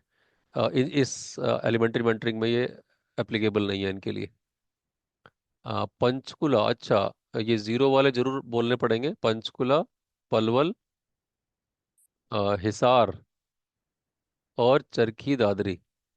यहाँ से जो नंबर था एलिमेंट्री मेंटरिंग करने के लिए, जो टारगेट इनका था, वो 13 एक्टिव मेंबर्स थे पंचकुला में, 2 पलवल में, 21 हिसार में, ठीक है, 2 चरखी दादरी और 12 करनाल में। और जबकि इनके जो ऑब्जर्वेशंस इन्होंने भरे हैं वो 3, 2, 13, 2 और 7, इस सीक्वेंस में पंचकुला से लेके करनाल तक। और टारगेट कंप्लीट करने वाले इनमें से एक भी नहीं है। तो यहाँ तक चरखी दादरी तक, करनाल में तो है एक 14%। तो ये टारगेट इन चारों, 1, 2, 3, चारों डाइट में, ये वाली चीज़ जरा नोट कर लें कि ऐसा उन्होंने क्यों किया, इनिशिएट किया है लेकिन टारगेट पूरा नहीं किया। एलिमेंट्री मेंटरिंग का टारगेट कोई ज़्यादा बड़ा भी नहीं है। सो इस चीज़ को देख लेना आप। नेक्स्ट। ये यूनिक स्कूल कवरेज है प्राइमरी के, सेम उसी पैटर्न के ऊपर यहाँ भी जो है स्कूल कवरेज के हिसाब से जो टारगेट है वो 13 अगर ऑब्जर्वेशंस की है। स्कूल विजिट टारगेट था 26 और टोटल प्राइमरी स्कूल विजिटेड जो है वो 37 है। ये सब 100% से ऊपर वाले डिस्ट्रिक्ट्स हैं, यमुनानगर, फतेहाबाद, गुरुग्राम, झज्जर और जींद। ठीक है, यहाँ पर भी हम ये रेड वाले जो है देखेंगे कि भाई आप percentage of total schools visited जो है वो यहाँ पर दिखाई दे रहा है कि अनकवर्ड स्कूल जितने रह जाएंगे वो हमारे लिए हमेशा ही चैलेंज रहेंगे। ठीक है, सो ऐसा देखा जा रहा है, या ऐसा लोग मेंशन कर रहे हैं। अभी हाल ही में आपके पास एक क्वेश्चनेयर या कंप्लेंट कह लो वो पहुंचा होगा जिसमें कि कुछ प्रश्न लिखे हुए हैं, और वो ये प्रश्न है कि यहाँ भी है कि डाइट फैकल्टी जो है वो, या डाइट्स अपने नज़दीक के किसी एक स्कूल को वो इजीली देख के। तो वो वाली चीज़ जो है वो हम ऐसा मौका ना दें। बस इतना ही करना कहना है कि भाई डाइट टीम जो है वो एक यूनिफॉर्म तरीके से स्कूल का डिस्ट्रीब्यूशन करे। पर्सनल चॉइस नहीं होनी चाहिए किसी की भी मेंटर की, बार बार रिपीटिशन नहीं होना चाहिए। तो हाँ, ये गुड़गांव से कह रहे हैं कि please provide the names of the faculty. बिल्कुल मिल जाएगी आपको, ठीक है, ये आपको मिल जाएगी। इन्फॉर्मेशन जो भी ऐसी है जो आप नहीं निकाल पा रहे हैं या नहीं अवेलेबल नहीं है, आप हमसे ले सकते हैं। ये सब कुछ ट्रांसपेरेंट है, प्लेटफॉर्म जो है उसमें जो कुछ भी है आपको बता देंगे इसमें। तो यहाँ पे ये कह रहे थे हम कि अलग अलग स्कूलों को, और उन स्कूलों को जो नेवर सीन, नेवर विजिटेड वाले स्कूल्स हैं, पहले हम इसको निकाल लिया करते थे, अब थोड़ा सा हम उस पर बढ़ रहे हैं धीरे धीरे। जो आपको निकाल के दे देंगे आपके ब्लॉक के वो स्कूल जो जो पिछले 3 महीने से जहाँ कोई नहीं गया। नेक्स्ट। ये अपर प्राइमरी में सिमिलर डेटा है, इसके लिए भी वही बात है। ये पंचकुला में सिर्फ 8%, 13 एक्टिव मेंबर्स में से ऑब्जेक्शन सिर्फ 3 ने किया, 10 मेंबर ने अपना काम ही नहीं किया। अब देखिए, टारगेट लेटर जो निकलता है उसकी कंप्लायंस में ये रेड वाले डिस्ट्रिक्ट्स जो है वो आप देख लें कि इसको किस तरह से हम लोग सुधार सकते हैं। नेक्स्ट। ये स्टूडेंट एब्सेंटिज्म का है, इसमें कुछ मंथ से सिमिलर टाइप का डेटा आ रहा है, लेकिन इसमें बस हमें देखना यही है कि इस डेटा से हम कि जो 41 से 50% तक एब्सेंटिज्म दिखाते हैं स्कूल, ऐसे स्कूल जो है वो चौथी क्लास में दिखा रहे हो आप 12% के करीब ऐसे स्कूल है। 10% जो है वो 8th क्लास में है। यानी कि हर 10 में से एक स्कूल ऐसा है जहाँ पे एब्सेंटिज्म जो है वो 50% तक का, आधी क्लास एब्सेंट है वहाँ पे। तो ओवरऑल तरीके से देखा जाए तो बहुत ज़्यादा अलार्मिंग नहीं है, लेकिन अगर किसी कोई अपने ब्लॉक पे फोकस कर रहा है, क्लस्टर पे देख रहा है, तो उनको ऐसे स्कूल पकड़ने चाहिए, देखने चाहिए कि क्या वो, उनका पैटर्न क्या है, क्या वो लगातार तो नहीं कर रहे ये काम, या अलग अलग स्कूल आ रहे हैं इस कैटेगरी में, तो कोई बात नहीं है, कभी कभी ऐसा हो सकता है। लेकिन अगर सेम स्कूल मिलना लग जाए, या कोई और आपको स्पेसिफिक ऑब्जर्वेशन हो, तो वो जरूर आप ध्यान में लाएं जो कंसर्न बीआरसी हैं उनके।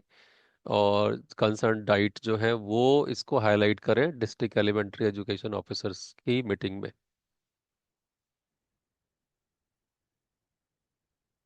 हाँ, ये overall teachers activity compliance highlight है कि how frequently does the teacher conduct class test. ठीक है, तो इसमें वीकली वाला जो है क्लास टेस्ट वाला, ये एक क्लियर पैटर्न दिखाई दे रहा है कि how frequently does teacher conduct class test. कक्षा में जो टेस्ट लेने वाला काम है नॉर्मली टीचर ज़्यादातर जो है वो वीकली ही करते हैं, है ना। बाकी कभी न करने वालों के ऊपर ध्यान देने की बात है। मेंटर का काम यहीं से स्टार्ट होता है जहां ये रेड लाइन दिखाई देती है आपको, रो, कि भाई ये कौन से स्कूल है, क्या उसमें कोई कोई खास पैटर्न है या कोई खास रिपीटिशन है या किसी खास तरह के टीचर्स हैं तो उन पे काम कर सकते हैं। कुछ टीचर्स पूरे मंथ मिले ही नहीं इको विजिट में, कभी बीएलओ कभी सीसीएल। हाँ, यस, तो ये चीज भी रेज करना, मतलब इसको क्या होता है कि टीचर्स का, अब आप बोलोगे कि फिर हम अगर लिखेंगे तो वो कंप्लेंट हो जाएगी। देखो, आप अगर आप रिपोर्ट नहीं दोगे कंसर्न्ड ऑफिसर को, जो ब्लॉक एजुकेशन ऑफिसर है, उनको एक रिपोर्ट जानी चाहिए। तो उस रिपोर्ट में सिर्फ ट्रांसपेरेंट वे में आपने लिखना है कि भाई ये पूरे के पूरे मंथ जो है वो क्लासरूम ऑब्जर्वेशन के लिए अवेलेबिलिटी नहीं हो पाई है इनकी। तो जरा किसी का ध्यान जाए कि भाई पूरे पूरे महीने एक टीचर अगर स्कूल में नहीं गया है तो हमारी मेंटरिंग वाले रिकॉर्ड को छोड़ दें, लेकिन स्कूल में बच्चों की पढ़ाई का क्या हो रहा है इसके ऊपर तो ध्यान दे सकते हैं ना। ऐसे ही दूसरा प्रश्न है, how frequently does the teacher check notebook. इसमें नोटबुक में जो है वो डेली वाला जो है कंपेरेटिवली थोड़ा सा हाई आ रहा है, और वीकली वाला, और अगर डेली वीकली दोनों मिला दे तो 60% 70% के आसपास जो है वो नोटबुक चेक हो जाती है। यहाँ भी अगेन जो है नेवर वाले केस वाले देखने चाहिए, और मंथली वाले केस भी है। मतलब इतने ज़्यादा बड़े इंटरवल पे अगर कॉपी चेक होंगी तो फिर दोबारा जब चेक होंगी तो इसका मतलब है वो बहुत ध्यान से चेक नहीं हो सकती इतनी ज़्यादा सारी। तो यहाँ भी नेवर वाले के ऊपर आप देख सकते हो। इन पे भी कुछ आपको कहना है तो आप लिख सकते हो इसके अंदर। नेक्स्ट, यहाँ इस वाले जैसे हमने इको में एरिया ऑफ कंसर्न बताए थे, एलिमेंट्री मेंटरिंग के इस पार्ट में भी एरिया ऑफ कंसर्न ये है कि जो एक्टिव और इनएक्टिव का स्टेटस है वो जरूर आप अपडेट किया करें। कौन से डिस्ट्रिक्ट्स थे जिन्होंने इस बार बहुत देर लगाई थी स्टेटस अपडेट करने में? अगर नाम यहाँ पर हमारे पास है तो बता सकते हैं, क्योंकि हम व्हाट्सएप ग्रुप में बार बार रिक्वेस्ट कर रहे थे मेल के बाद। तो और अभी भी कोई ऐसा तो नहीं जो जो जिन्होंने अब तक अपडेट ना किया हो? हाँ, ये नाम जरूर बताना यहाँ पे। और 56 लोग जो हैं 294 एक्टिव। अच्छा, हाँ, ये बहुत इंपॉर्टेंट अलार्मिंग है और बड़ा चिंता का विषय है। देख लो, मेरे हाथ में ये शीट है, इसमें वो 56 नाम लिखे हुए हैं डाइट फैकल्टीज के, जो कि प्राइमरी और अपर प्राइमरी की स्कूल विजिट में बिल्कुल बाहर है, out of the mentoring, elementary mentoring. मतलब ईसीयू में तो वैसे नहीं थे वो, क्योंकि ईसीयू ट्रेंड नहीं थे। एलिमेंट्री मेंटरिंग का जो एक टारगेट दिया गया था उसको भी उन्होंने नहीं किया है। ये 56 लोग कहाँ हैं और एलिमेंट्री मेंटरिंग में क्यों नहीं जाते हैं, ये बेहतर इसका जवाब जो है वो डाइट प्रधानाचार्य जी के पास होगा, इंचार्ज जी के पास होगा। ये लिस्ट हम आपको दे रहे हैं, और क्योंकि एमओएम आप जानते हो, ये जो मिनट्स ऑफ मीटिंग होते हैं हमारे रिव्यूज के, ये डायरेक्टर एलिमेंट्री को शेयर किए जाते हैं। तो इस तरह की चीजें जो है वो जिनके लिए हम लोग लगातार काम कर रहे हैं कि ऐसे ऐसे इंस्टांसेस बने ही ना। हम लोग क्योंकि हर वीक में, हर हर मंथ में जो है वो प्रशिक्षक यानी टीचर एजुकेटर्स को एम्पावर करने के लिए ये सारे प्रयास कर रहे हैं। तो वो जो एम्पावरमेंट है वो तभी होगी जब जो ये काम करने की अपॉर्चुनिटीज तरह तरह की मिल रही हैं उसको न छोड़ें हमारे प्रशिक्षक। और जब उसे नहीं छोड़ेंगे तो चाहे परसेंटेज कम है ज़्यादा है फर्क नहीं पड़ता, लेकिन सबकी इन्वॉल्वमेंट दिखनी चाहिए, ताकि ये जो क्वेश्चंस उठते हैं जगह जगह से वो उनको हम शांत कर पाए, उनको हम साइलेंट कर पाए। लेकिन ये जो 56 नाम की लिस्ट है ये फिर हमारे अपने जो एफर्ट्स है ना उस पर क्वेश्चन मार्क लगा देती है किसी किसी एरिया के ऊपर। तो हो सकता है कि इनके पास कोई जेन्युइन रीजन हो, है ना। तो लेकिन ये बेहतर आप बता पाओगे, तो हम आपको ये शेयर कर देते हैं लिस्ट, और आप बताना कि अपनी अपनी डाइट में ये जो नाम है ये इनकी जो अनअवेलेबिलिटी है वो किस वजह से है मेंटरिंग के अंदर, बिकॉज अभी तो ये एलिमेंट्री मेंटरिंग में से जब ईसीओ में जाएंगे तो और ज़्यादा इन्वॉल्वमेंट की जरूरत पड़ेगी इनके। दूसरा तीसरा है late observation conduction and submission of form. हाँ, ये तो पहले बात हो गई है, यूनिफॉर्म तरीके से पूरे मंथ में डिवाइड कर दें तो लोड नहीं बढ़ेगा दोनों तरह से, पर्सन के ऊपर भी और डिजिटल प्लेटफॉर्म्स के ऊपर भी। और 15 डेज रिव्यू यहाँ भी हम एक बार करेंगे, मतलब 15 दिनों के बाद आपको एक बार एक जो है स्टेटस शेयर कर देंगे आपके साथ में, जिससे कि आपको आपकी टीम को हेल्प मिले कि कहाँ पर वो स्टैंड करते हैं। नेक्स्ट। सो फाइन, हमारे साथ जो है जितने लोग भी इस समय 166 लोग जुड़े हुए हैं, ज़्यादा नहीं, शायद मुझे लगता है कि 8 या 10 लोग ही कम हुए होंगे। बहुत पेशेंटली सब लोग जुड़े हुए हैं इतने लंबे मीटिंग में, क्योंकि ये सारी बातें जो हम आंकड़े ला रहे हैं ये आपके दिए हुए हैं और आपके साथ शेयर कर रहे थे। तो इसके ऊपर एक्शन लेना आपकी टीम का काम है, और हमें हमें सिर्फ ऑब्जर्वेशन का जो आंकड़े हैं जो हम कैप्चर करने के लिए एक प्लेटफॉर्म और टूल बना रखा है हमने, वो हम लगातार करते रहेंगे। और अगर उसमें कहीं पर आपको कोई हेल्प चाहिए तो आप ज़रूर हमें बताना, लेकिन डाइट में एक भी मेंटर जो है वो छूटना नहीं है। मैंने पहले भी कई बार बात बोली है कि ये तो जो सुरक्षा चक्र जो हम कहते हैं ना, ये हमारी प्रशिक्षक की साख का सुरक्षा चक्र है ये। अगर एक भी मेंटर छूट गया और अगर किसी भी एक मेंटर ने कहीं भी थोड़ा सा भी कहीं ढिलाई दिखाई दी, तो इस डिजिटल प्लेटफॉर्म पे बहुत ट्रांसपेरेंट सिस्टम है, यहाँ दिखाई दे जाता है।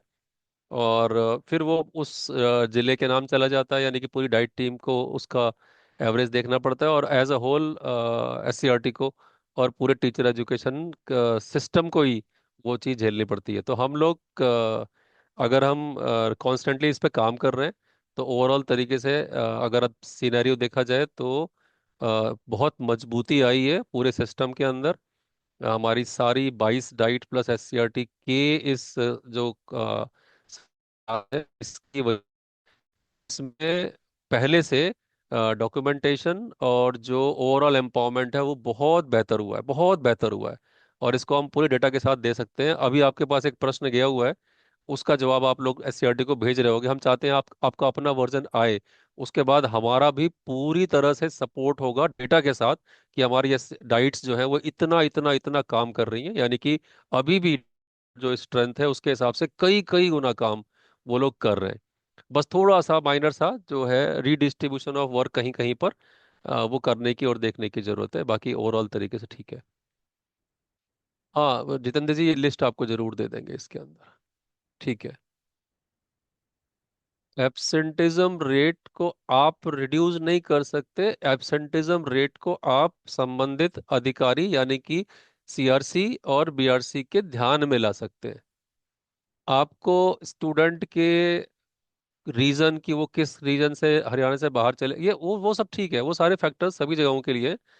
अगर आप उसको ध्यान उस पे ले आते हैं कि भाई अगर कहीं पर कोई पैटर्न ना बनने पाए, देखिए टीचर टीचर हो चाहे स्टूडेंट हो, वो समय आने पे जब चाहिए छुट्टी लेगा, और उसका आना या ना आना जो है वो अलग अलग फैक्टर्स पर डिपेंड करता है। लेकिन बस यहाँ पर हम ये देख रहे हैं कि हमारे डेटा से वो पता लग जाए कोई टेंडेंसी, कोई कोई कोई प्रैक्टिस, कोई पैटर्न अगर आप पकड़ लेते हैं तो वो एक रिसर्च का टॉपिक बन जाता है और उससे आप उनका डिस्कस कर सकते हो। तो ये आपकी सीआरसी की मीटिंग में, क्लस्टर मीटिंग्स में, छोटी छोटी मीटिंग्स के अंदर ये डिस्कशन किए जाने चाहिए। ठीक है, और भी कोई चीज़ अगर आपको लगती है तो आप इसमें डाल दें प्लीज़, और अब हम बहुत जल्दी ही मतलब अटेंडेंस लिंक डाल देना इसमें ग्रुप में। और हाँ, और एक बार बहुत क्विकली जो है एक बहुत इम्पोर्टेंट जो है वो शेयर चीज करनी है आपके साथ बात, वो डैशबोर्ड के बारे में।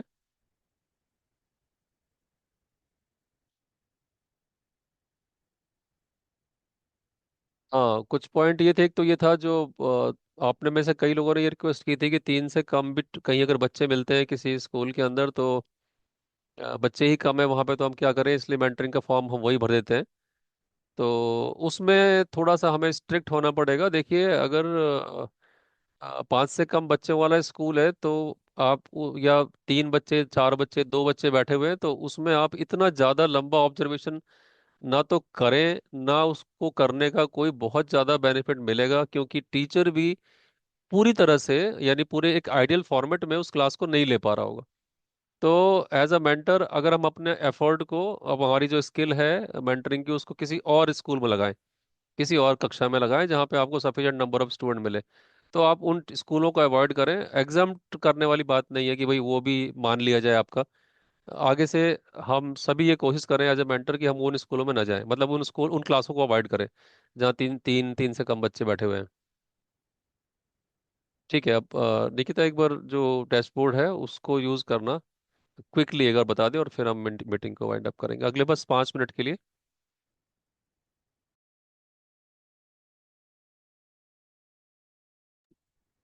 जी सर, थैंक यू। तो आप सभी के साथ जैसे दिसंबर के ऑलरेडी जो डैशबोर्ड्स हैं इको के, वो ऑलरेडी शेयर हो चुके हैं, तो मैं वही आपको बस एक बार थोड़ा सा झलक दिखाना चाह रही थी कि उसको नेविगेट कैसे करना है। क्योंकि बहुत सारे सवाल ऐसे आते हैं कि हमें टीचर डिटेल नहीं मिल रही है, टीचर हमने किसके साथ ऑब्जर्वेशन करी है हमें वो नहीं पता चल रहा है। तो मैं वो आपके साथ शेयर करने वाली हूँ क्विकली 5 मिनट्स में। पहला तो है ऑब्जर्वेशन वाला जो हमारा डैशबोर्ड है, ऑब्जर्वर वाला। तो पहली एक जो शीट है वो है, ये अभी दिसंबर की है तो बहुत सारे इनकम्प्लीट दिख रहे होंगे। तो पहली तो जो शीट है वो ये है कि ओवरऑल क्या है हमारा। तो इसमें आपको डिस्ट्रिक्ट वाइज नहीं, आपको ओवरऑल जितने भी मेंटर्स है सबका दिखेगा। अब यहाँ से क्योंकि लिस्ट बहुत बड़ी है आप नहीं देख पा रहे हैं, तो आप सबसे पहले क्या कीजिए, डिस्ट्रिक्ट मैप में जाइए। सेकंड जो टैब है, सेकंड टैब में जब आप डिस्ट्रिक्ट मैप पे जा रहे हैं तो वहाँ पे आपको एक ड्रॉप डाउन मिलता है अपना डिस्ट्रिक्ट सेलेक्ट करने का। जैसे फॉर एग्जांपल मैंने अभी के लिए सोनीपत सेलेक्ट कर रखा है। तो सोनीपत में जो भी हमारे ऑब्जर्वर्स हैं उनका आपको दिख जाएगा कि ओवरऑल टीचर काउंट कितना है, कितना टारगेट है, मतलब सबका 10 ही है। कितने टीचर्स उन्होंने अभी तक ऑब्जर्व कर लिए हैं, टोटल ऑब्जर्वेशन उस पर्टिकुलर ऑब्जर्वर ने कितने करे हैं। इसी के जब राइट हैंड साइड पे हम थोड़ा सा स्वाइप करते हैं तो हमें दिखते रहेंगे कि टीचर्स उन्होंने कौन कौन से ऑब्जर्व कर लिए हैं। तो फॉर एग्जांपल हम लें जैसे कि अजय सर हैं यहाँ से, तो अजय सर ने कौन कौन से टीचर्स को ऑलरेडी ऑब्जर्व कर लिया है वो ग्रीन होते रहेंगे अपने आप, कि मुकेश जी को कर लिया, पूनम जी को कर लिया, राजकुमार जी को कर लिया, ये अपने आप ग्रीन होते रहेंगे, है ना। और जो जो नहीं हुए हैं तो वो आपको पिंक में दिखते रहेंगे, कि ये जो पिंक वाले हैं वो अभी तक ऑब्जर्व नहीं हुए। इसमें ऐसे भी हो सकते हैं जो वाइट हो जाए, वाइट मतलब ऐसा होता है कि उस टीचर को उन्होंने 2 बार ऑब्जर्व कर लिया हो, तो वो भी आपको इन्फॉर्मेशन मिलती रहेगी कि किस पर्टिकुलर टीचर्स को कितनी बार ऑब्जर्व हमने किया है। अब इसके साथ में एक और पर्टिकुलर टैब जोड़ दिया गया है, उसका नाम है डिस्ट्रिक्ट मैप मंथली। इससे क्या होगा कि आपको ओवरऑल आपके जो अक्टूबर, नवंबर, दिसंबर और आगे आने वाले जो महीने हैं उनका डेटा एक साथ दिखता रहेगा। तो यहाँ पे भी आपको डिस्ट्रिक्ट वाइज यहाँ पे ड्रॉप डाउन है। अगर आप देखें जैसे अभी मैंने झज्जर का लगाया हुआ है, और यहाँ पे आपको झज्जर के अक्टूबर में कितने मेंटर्स थे, कितने एक्टिव थे वो दिखता रहेगा, उनका टारगेट क्या था, उन्होंने कितने कंप्लीट करे, नवंबर में कितने कंप्लीट करे, दिसंबर में कितने कंप्लीट करे। फिर आपको जनवरी, फरवरी, मार्च आगे भी मिलता रहेगा। तो इससे आपको ओवरऑल आपने जितनी भी अभी तक करी है वो सारी आपको ऑब्जर्वेशंस दिख जाएगी। जैसे आप ये देखिए कि अक्टूबर में इनएक्टिव कोई भी नहीं था, पर नवंबर में कोई एक इनएक्टिव हो गया मान लो, तो वो भी आपको दिखता रहेगा कि हमारे डिस्ट्रिक्ट में कौन किस टाइम पे कितने एक्टिव है, कितने इनएक्टिव है। और अगर आपको लग रहा है इन नंबर्स में कुछ चेंजेस करना है तो वो प्लीज़ आप रीच आउट करके बताइए कि ये नंबर सही नहीं है, हमें इनको भी इनएक्टिव मार्क कराना है। अगर ऐसा है तो वो भी हम कर सकते हैं। जैस्मिन मैम बोल रही हैं कि कुछ ऑब्जर्वर फॉर्म फिल करते हैं बट फिर भी डैशबोर्ड में नहीं दिखता है।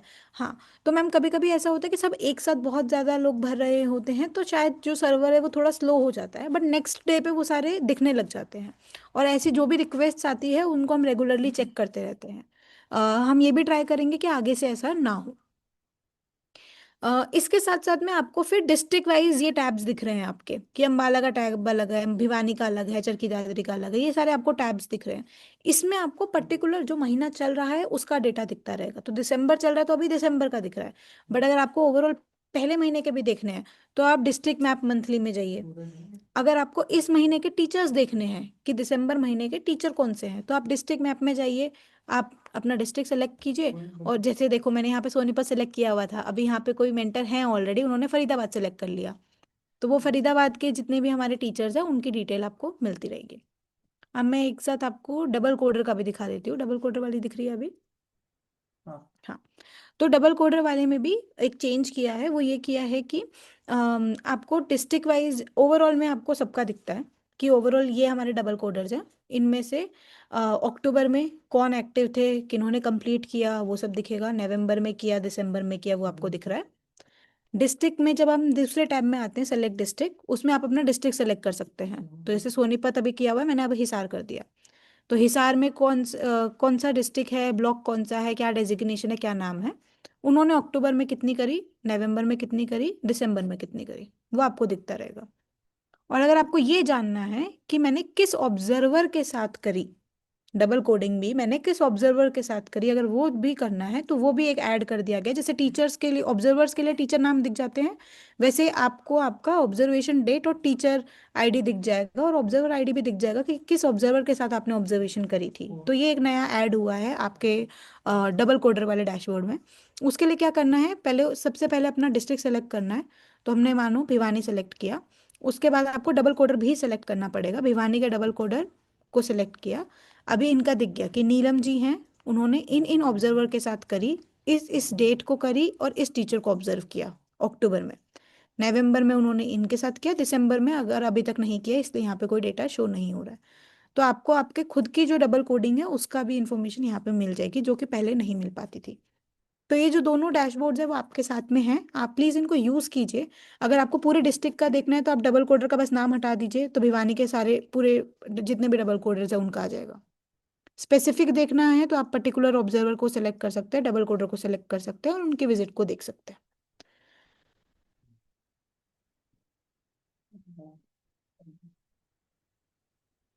जी, okay, thank you so much. ये लिंक्स आपके पास ऑलरेडी हैं, एक बार हम फिर भी ये लिंक्स जो हैं फिर से सहयोगी ग्रुप्स में और डाइट ग्रुप्स में शेयर कर देंगे, ताकि आप इनको नेविगेट करना ट्राई करें अपने आप से, एंड आपको राइट इन्फॉर्मेशन राइट टाइम पे मिल जाए, ताकि आप अपनी ऑब्जर्वेशंस की विजिट्स को अच्छे से प्लान कर पाए।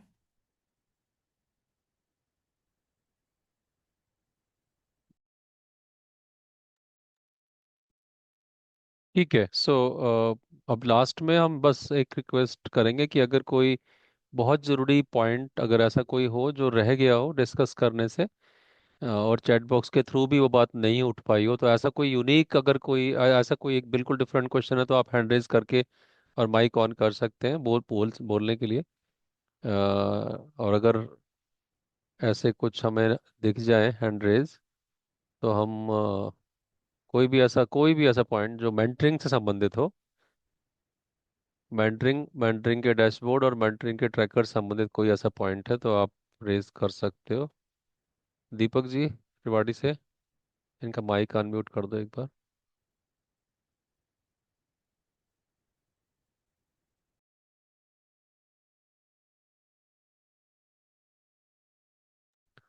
दीपक जी बोलिए। हाँ सर, नमस्कार। हाँ नमस्कार। सर, अभी चैट बॉक्स में भी लिखा था। अभी रिसेंटली जो कुछ चेंजेस किए हैं जिसमें दीक्षा से रिलेटेड कुछ एक दो चीजें भरनी होती हैं एलिमेंट्री मेंटरिंग फॉर्म में, वो थोड़ा सा एक बार बता देते कि वो फोर्थ फिफ्थ में भी करना है और सिक्स सेवन्थ एट में भी, थोड़ा सा उसके बारे में। हाँ, दीक्षा के जो क्वेश्चन अभी ऐड किए हैं वो पर्पस का यही था कि जो दीक्षा आउटरीच के लिंक हैं वो टीचर्स तक नहीं पहुंच रहे, और जबकि बने हैं वो स्टूडेंट्स और टीचर का यूज़ करने के लिए। तो वो जैसे फोर्थ और फिफ्थ में थोड़े कम इनिशिएटिव हैं। मतलब सब्जेक्ट के लिंक जो है वो सिक्स सेवन्थ एट्थ के ही हम भेजते हैं दैनिक दीक्षा में, लेकिन फोर्थ और फिफ्थ में फिर भी हम क्वेश्चन को रिमूव नहीं कर रहे, इनिशिएटिव्स को बढ़ा रहे हैं। क्योंकि जैसे अभी हमने किया था चिल्ड्रंस डे के ऊपर प्रोग्राम, या अभी रिसेंटली फिर जल्दी से करने वाले हैं छुट्टियों से पहले पहले, तो कोई इस तरह का इवेंट जो उनके लिए है, तो जो रिलेवेंट क्वेश्चंस है उन्हीं का आंसर देंगे और बाकी को इग्नोर कर सकते हैं। हम उसमें ऐसा लगा देंगे कि वही वो ऑप्शनल कर दें उसको, जो जो जो रिलेवेंट है वही भरें उसको, लेकिन रहेगा दोनों में, फोर्थ फिफ्थ में भी और सिक्स सेवन्थ एट्थ में भी, है ना। हाँ जी। जी सर, थैंक यू सर। हाँ, मतलब जहाँ रिक्वायर्ड नहीं है वहाँ अगर वो ऑप्शनल हो जाए तो फिर। वो हाँ मैंडेटरी ना, ठीक कह रहे हो आप, जी। वो हम कर जी। देते हैं, ठीक है। जी, थैंक यू सर।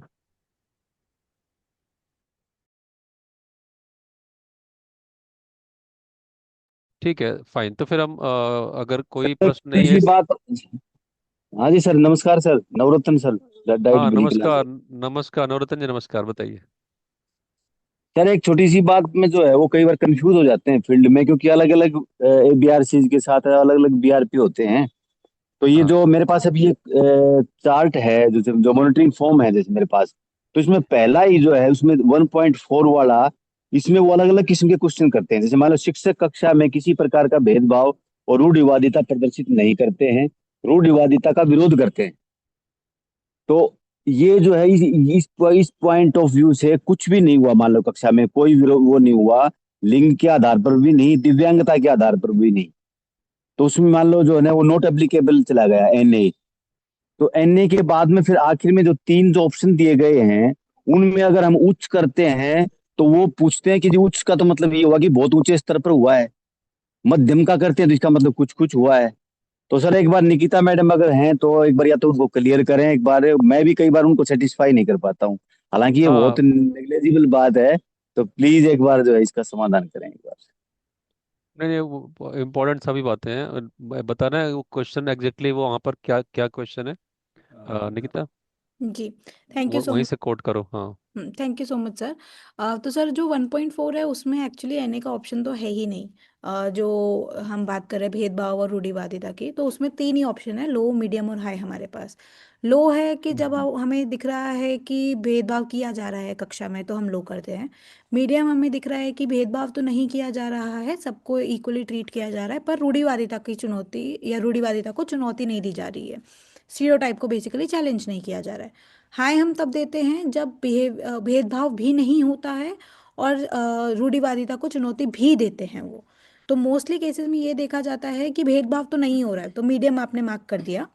और आपने दिव्यांगता में भी मीडियम मार्क कर दिया, अगर वहाँ पे कोई ऐसा स्टूडेंट ही नहीं हुआ मान लो, जो फिजिकली एबल्ड अगर स्टूडेंट नहीं है वहाँ पे, तो हमने वहाँ पे भी मीडियम मार्क कर दिया। तो मीडियम मीडियम मार्क करेंगे तो ओवरऑल आप मीडियम ही मार्क करेंगे उसको। 1.4 में नॉट एप्लीकेबल का ऑप्शन है ही नहीं सर हमारे पास, वो 1.3 में है। हाँ हाँ, वो 1.3 में है। जी। तो सर मैडम मैं जैसे आपको शिक्षक कॉल कक्षा करके में भी किसी समझा प्रकार सकती का भेदभाव, हाँ हाँ, हूँ। नहीं नहीं, अच्छा आप चलिए बोलिए। चलिए चलिए ठीक है मैम। नहीं मैं तो ये था शिक्षक कक्षा में किसी प्रकार का भेदभाव रूढ़िवादिता यानी कि मान लो उस किस्म के दोनों ही किस्म के स्टूडेंट नहीं है, दिव्यांग हम्म। कोई भी बच्चा नहीं है कक्षा में, जी। है ना, और लिंग के आधार के ऊपर किसी को भी पॉइंट आउट नहीं किया गया, जैसे है ना कई बार जी। कहते हैं कि छोरी बैठ जाए या वो ये लड़का बताएगा, इस तरह का भी कुछ नहीं हुआ। जी। तो ऐसे मामले में तो उसमें मीडियम फिर जो देना है है। वो, अच्छा मध्यम जाएगा ये। मध्यम जाएगा जी। हम्म। ठीक है मैडम, थैंक यू। ये एनए का ही कंफ्यूजन था, एनए इसमें है ही नहीं, इसमें है है ही ना। नहीं। तो जी जी जी, थैंक यू, जी जी, okay okay sir. Okay okay okay madam, okay, thank you.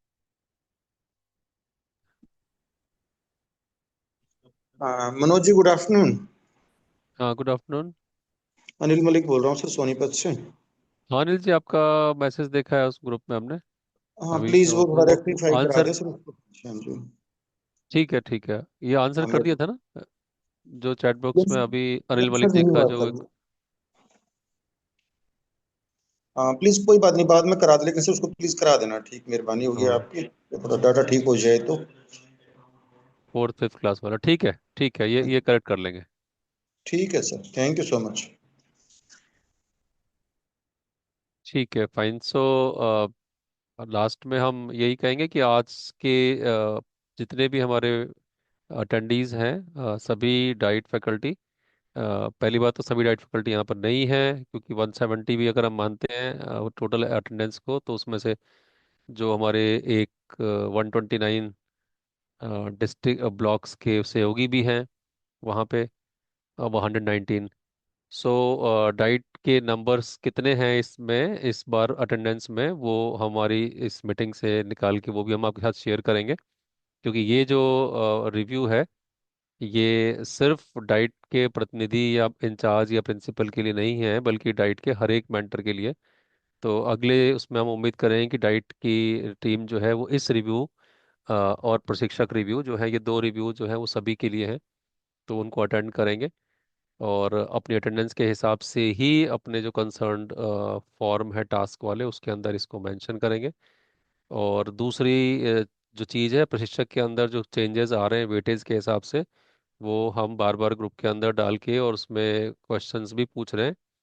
और जितना भी फीडबैक हमारे पास आ रहा है उसके आधार पे वो ट्रायल के तौर पे एक तरह से अभी नवंबर के मंथ में जो रिव्यू होगा, नवंबर मंथ का जो रिव्यू दिसंबर में करेंगे उसमें भी एक पार्ट आएगा, और ज़्यादा माइन्यूटली जो है ये जनवरी में आ जाएगा। मतलब दिसंबर और जनवरी के रिव्यू में जो है वो क्राइटेरिया हम ये मान रहे हैं कि ये एक्सेप्टेड है, क्योंकि जितने भी आपने अपने इनपुट्स दिए थे। So thank you very much, बहुत बहुत धन्यवाद सभी का इस मीटिंग को ध्यान से सुनने का। जो एक्शनेबल पॉइंट्स हैं उसके ऊपर आपके ब्लॉक और डिस्ट्रिक्ट लेवल के रिव्यूज में आप उसको उठाओगे, ये हम उम्मीद करते हैं। थैंक यू, धन्यवाद सभी को, नमस्कार।